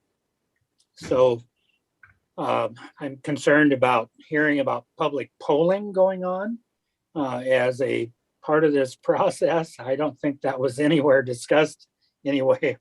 And so we all appreciate beaver. I guess that's a good way to put it. and intrinsically and utilitarian. And so let's not clutter the discussion, please. Thanks, Dan. Mary Ann? Yeah, I guess I'm wondering, I think it's maybe a different way of saying what Stan said, and I apologize for not being on video. I'm having to multitask heading to my next meeting. I thought I thought that a lot of the benefits we were talking about were specific, and the kind of proven environmental benefits were specific to dam building beavers.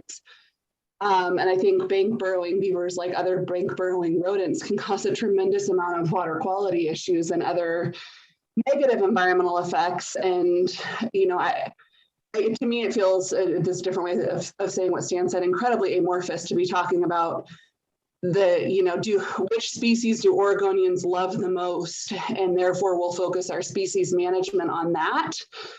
It's a pretty terrible metric for species management. And so I guess I would get back to the scientific question of, the scientific benefits of beavers, I believe, are largely attached to dam building beavers. And so we should focus there in terms of apparently behavior we want to promote.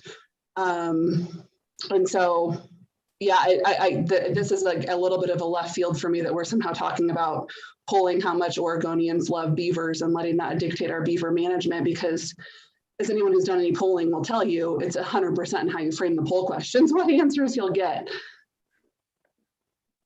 Yeah, thanks for that, Mary Ann. And I wasn't so much, I don't want us to get wrapped around the axle of the polling idea. I mean, that's a metric that was put out. So that's like a down the road kind of a thing. And it really was trying to figure out, what is the metric to measure the the intrinsic value, the social recreational value.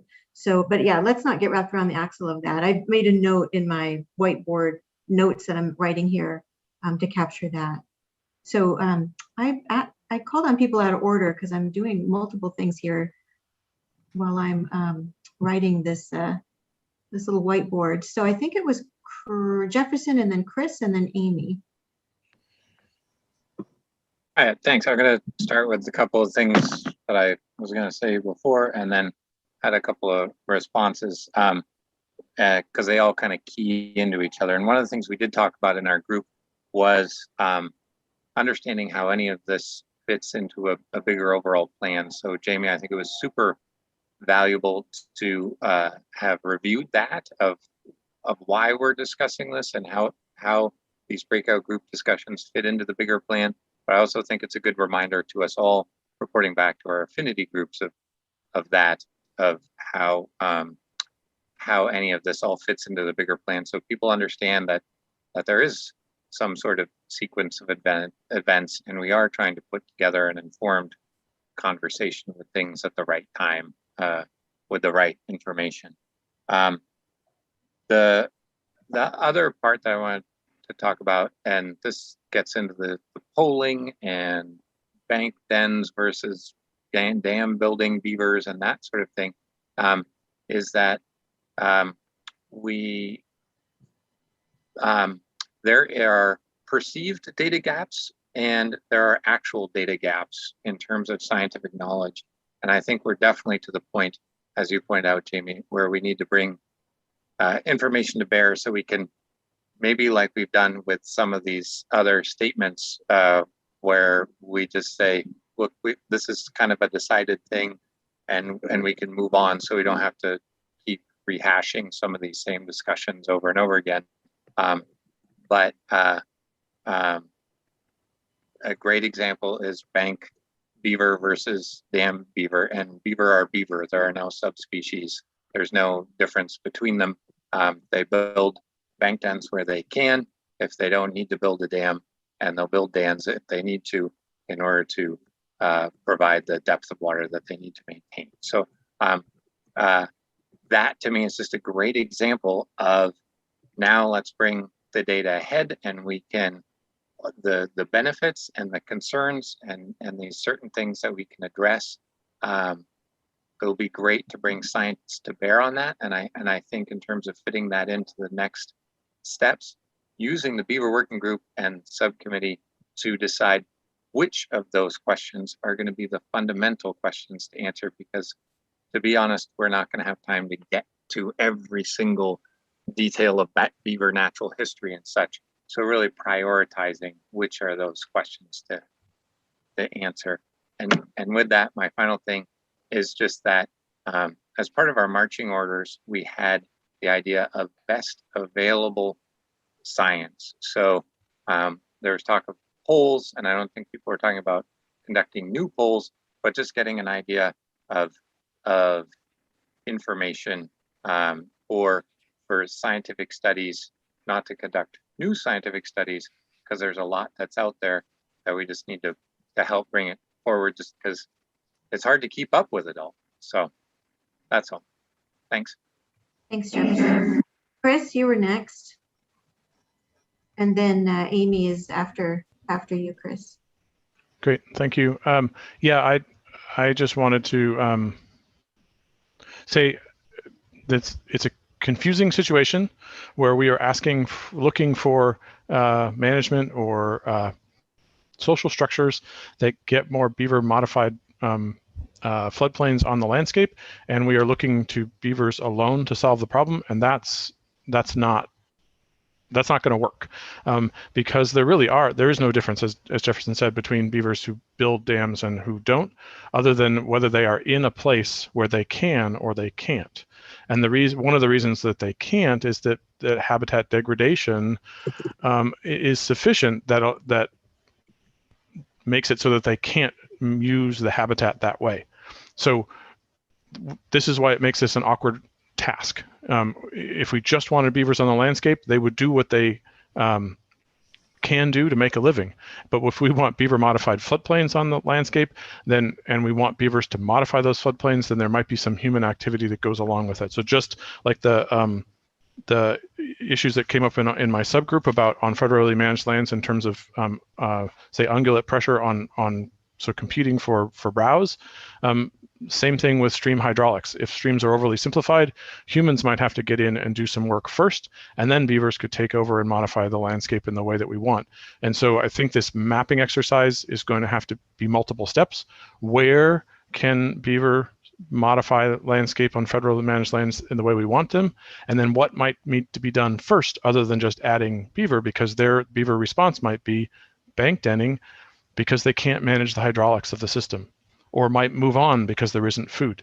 And so this is a multiple step problem. We can't jump immediately to beavers are going to magically transform landscape that's not within their reach. And so I think we need to think about the basic biology and also the sort of the physics, the geomorphology of the problem in order to get what we want out of it. And it's going to take multiple steps. Thank you.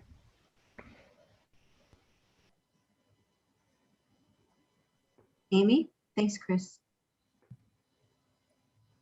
Yeah, I'm just looking to put my hand down because I always forget to do that. Yeah, a lot of what I was going to say, actually Jefferson and Chris already said, and I'm not a beaver, biologist, but it is my understanding that, dam building is a behavior and it's not tied to, a genetic or DNA type situation there. But I would just say that I think when we're asking, what are we going to track here? I think there's room to track both beaver populations and the damming behavior and the dam numbers and what that can do as well. I think those are things that are entwined in a way that I think would actually be much more difficult if we looked at one and not the other. I think we're going to have to, raise both of those as we go along. They seem like they're tied together to me. And you can look at those, the dams as being something we need to look at for the ecosystem services. But the beaver population numbers, I believe that we need to look at those to ensure sustainability of beaver populations for future generations. And so I think that they're tied together in a way that we can't really dissect and be successful. The other thing, just to echo what Chris was saying, is I do agree that it's a multi-step thing. It's not just, hey, we think this is where beavers should be, and so let's throw a couple out there and wish them luck. We do need to to look at, plant and soil community information, like what Wayne had brought up in our subgroup, stream meander and the mechanics and things like that. And so I think it would be a disservice if we didn't look at all the things that would ensure success when we want to see the beavers actually out there actually doing, these outcomes that we want to see on the landscape. So that's just kind of what I was going to throw in there. And again, it was Jefferson and Chris kind of echoed some of the same sentiments there. Okay, thanks, Amy. Samantha? I actually agree with everything Amy just said. No, I do agree with everything Amy just said. I think that I just want to make sure that we're looking at beaver benefits and beaver as a whole, not just saying just dam building beaver, but really looking at the benefits both intrinsic to the beaver and beyond. I think that that's there's a lot of academia around that now too. So I just want to make sure that stays in the conversation going forward. So if I can summarize, I don't see any other hands up right now, but let me just summarize where we are, because we've got about a little more than 10 minutes left in the meeting. So on my whiteboard that you can't see, that I've been taking notes on with all of your information that you've been sharing, it really looks to me that the next conversation to have with this group is to bring the scientists in who can talk with us about what our beavers, when I say our, Oregon beavers, what our beavers, what are they doing now and where? What are the limiting, what's our population, look like? What are the limiting factors? What role do people play, or can people play, to support the activity that we'd like to see? So it seems like that's, and it is kind of focused on dam building, but I think that, to your point, Samantha, it is really understanding, several of you have said, we've got beaver, they're bank burrowers, they're not necessarily making dams, or they're not making dams in the areas we want them to make dams. And there's limiting factors associated with that have to do with habitat, that have to do with population, that have to do with things we don't even know. And so having our scientists come and talk with us, really focus in on, what is our beaver population doing, where, what are the limiting factors, and what should we be doing to support the activities that we want them to support. It seems like that's a logical next conversation to have. What do people think about that? You can do thumbs up emojis, or you can do a hand if you have something to add, or you can physically raise your thumb like Shannon did. Stan likes that, Shannon likes that, Darren likes that, Josh, Samantha, Danielle. Amy's got 2 thumbs up.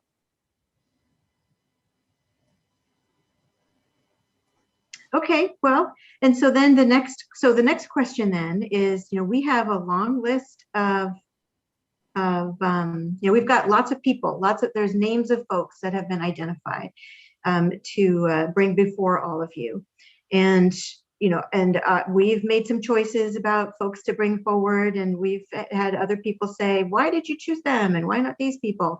So why don't we take just a few minutes thinking about this question, and knowing that I think this group does well if we don't have too many meaty topics that we're trying to get through in one meeting. So if we were to have, 2 people and send some information out in advance, who would you suggest? We've heard about Jimmy, we've heard about Vanessa.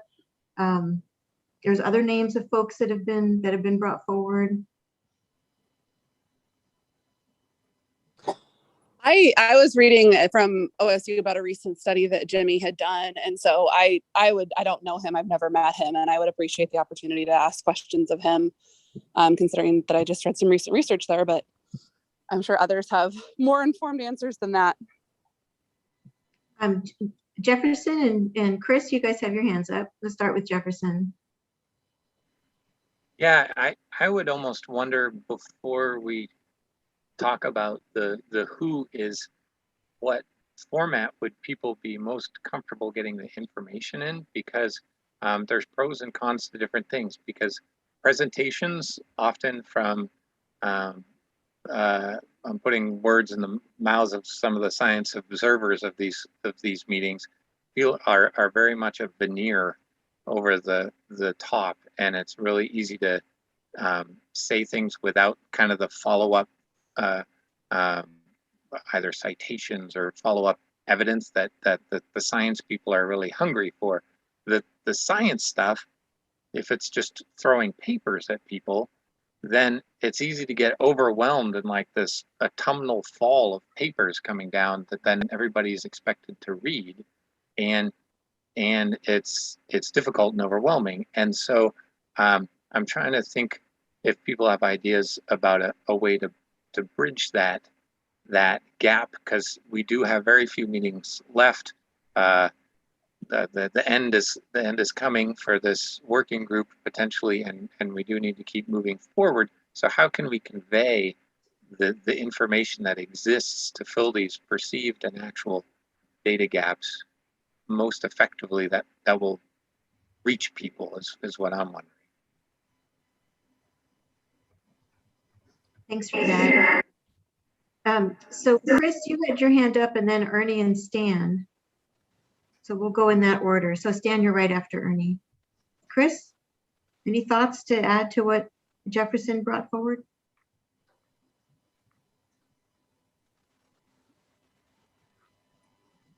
Are you with us, or are you on mute?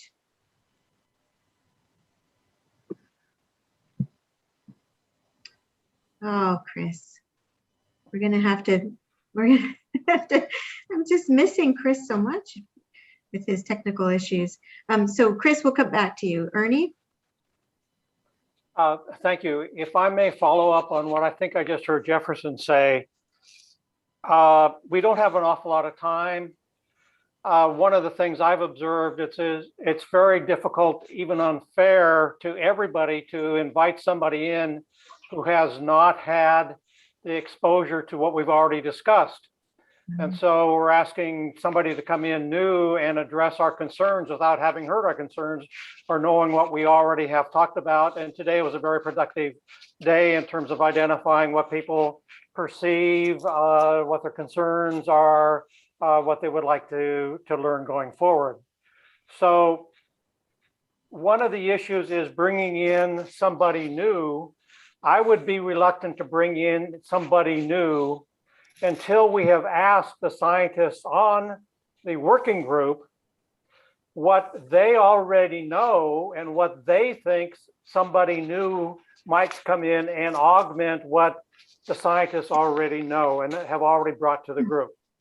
So I would move in that two-step fashion. Thank you. Thanks, Ernie. That's a really interesting suggestion. Marianne and then Amy. So and this is probably my non-scientist perspective. I will say I kind of disagree with Ernie and Jefferson both. I mean, I would like to see presentations from some of the scientists that aren't in this group and don't kind of have a particular advocacy perspective. And I would like to see that science kind of boiled down into their presentation of what their takeaways are as experts, based on some focused questions from us. I don't think we've done that yet. It was surprising to me that we didn't set that scientific stage. And I feel like I've heard a lot, for example, of, oh, there's these perceived gaps, but I don't think they're real. And then I've read some of the science and I'm like, well, I think they're real, but I'm not the scientist. I don't get to ask, and I haven't asked the scientists those questions. I think if we don't have them in, what we run the risk of is, for example, someone like me going and having my own conversations and coming back and being like, well, I talked to so-and-so and they said X, Y, and Z. And there's a lost in translation that'll happen there that'll just make it not a productive direction. And so I would like to see us bring in the experts, the outside experts, for some focused questions and some focused conversation. And to the point that you asked, each supply a name or two and see how much consensus we have among those names of people that we'd like to see present some of the research that they've done and kind of answer some focused questions about what's known and what's not. Thanks, Marianne. And Stan, I'm so sorry I missed you. You were after Ernie and I just jumped right to Marianne. So Stan, you're next, and then it's Amy. Okay, so I'm going to really echo what Marianne just said. We do have scientists on the panel, but most of us can remember the testimony given during the petition process. And these are, I would not say, and this is no disrespect intended, but they're definitely policy advocating science who want to do away with the harvest. That's what the petition went to. So policy advocating science, and then having people who are unbiased. And we do have incredible, nationally renowned beaver scientists at Oregon State University, as well as at USGS. The questions that we were dealing with today really requires some scientific input from unbiased scientists. And so I really do take exception to Ernie saying that that we really don't need to hear from scientific experts on beaver management, not just from the East Coast, but from the West Coast, all included. So if we don't have a scientific panel come in and give us beaver-centric information, what value judgments are we going to be making out of this process? Thanks, Dan. So let's hear from Amy and Samantha, and then let me do a time check because we've got just about 5 minutes left, and I want to make sure that people know what we're doing next. And also, I want to direct you to the chat. People have been putting names in the chat. There's a couple names that just continue to keep coming up over and over. Vanessa is one. Michael Nelson is another. So, Amy? Yeah, and in the interest of time, I'll be brief here. I just, recognizing that we do have researchers on this panel and scientists here, but also I think what we need to understand is there's a lot of different specialities, right? We've got folks who are researchers and specialize in certain areas that will play into what we're discussing, but we don't have on this panel right now any beaver specific researchers that are sitting. And so that's one of the reasons why I think it's important to bring folks in. And we're not asking them, I don't believe, to start at like ground zero. These are folks who kind of do this for a living. And so it's not like they're not going to hit the ground running when they're talking about beaver research and beaver science. And I think if we are going to echo what I said before about this dual approach of looking at population numbers and the benefits of dam building behaviors, then we're going to need to have some folks who can really delve into that and why beavers behave the way they do and where are the best things like that. And so we're going to have that knowledge base brought from outside of this group. And there are many work groups who do that. That would not be an anomaly for this group. Thanks, Amy. Samantha, and then I think Chris might be back, and then we need to close out our comments and I'll summarize next steps. Yeah, I would just like to say that I agree with Stan, that I would like, unbiased science, especially science that's perceived as unbiased by the group, could be really useful. And I would appreciate the expertise on the group to help, kind of translate that science too. So I just want to say I'm open to the science and I look forward to seeing where it goes.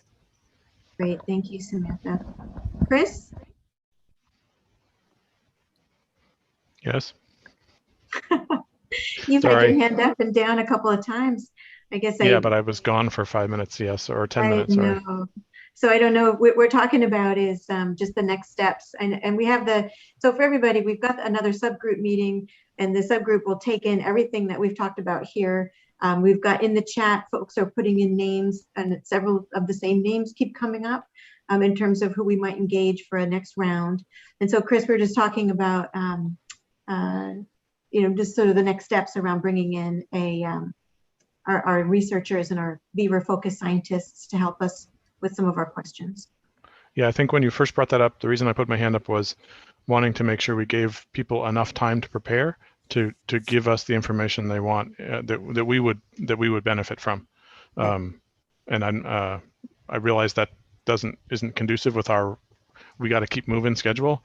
But if we want people to bring their best story, we might want to think about what it's going to take for them to do that. Thanks for that.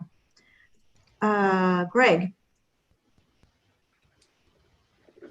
Hi, everyone. Sorry I wasn't able to be in most of the meeting, and I know you're trying to wrap up, Jamie. So I would just say that from the beginning, we talked about having a sort of side list of scientists and researchers that we could call on to bring in addition to our committee members. So that I feel that that's following along with what we all decided would be useful. So I think it would be good to, make a selection, prioritize. I like seeing the names that have been coming up, and let's just, bring them in, see what they have to say. I think that's fine. That's all I have to say. Okay, that's great. So with that, our next meeting is scheduled for September 29th. And we have a subgroup meeting scheduled prior to that. And so I think Chris's point is well taken, that we've got a number of names. We've got, we're starting to have more of a focus about what we want to engage the folks around. We don't know who's available. We need to make sure that they have time to prepare. So these are issues that we'll talk about in the subgroup to figure out how best to use our time together on the 29th. So with that, oh, and Amy, you reminded me to ask about Michael Casey. I can't remember what it was now. I believe Michael is going on paternity leave. Yes. And is not going to be able to be the alternate for TWS anymore. Right. And so, so Michael was the alternate for Wieland, and Michael's going on paternity leave. And if I remember right, they suggested that Jimmy Taylor be Wieland's alternate. So anyway, I just wanted to give you that heads up. So thank you for a really productive conversation. I'm so glad that the small groups worked out. We've got our marching orders with our subgroup to sort out a good agenda for our next meeting. You should feel free to get us names of folks in the meantime. Keep doing some thinking about the information that we talked about today. We'll do a follow-up email to all of you with our next steps. And I'll send you my whiteboard that I put together as I heard from everybody, so that you can see the information that I captured. And I think that's it. Sam, anything else for the good of the order? Nope, I think that's about it. Great. Again, thanks for everybody's participation. Good afternoon to everybody who has been watching us, and we look forward to engaging with you at our next meeting. So.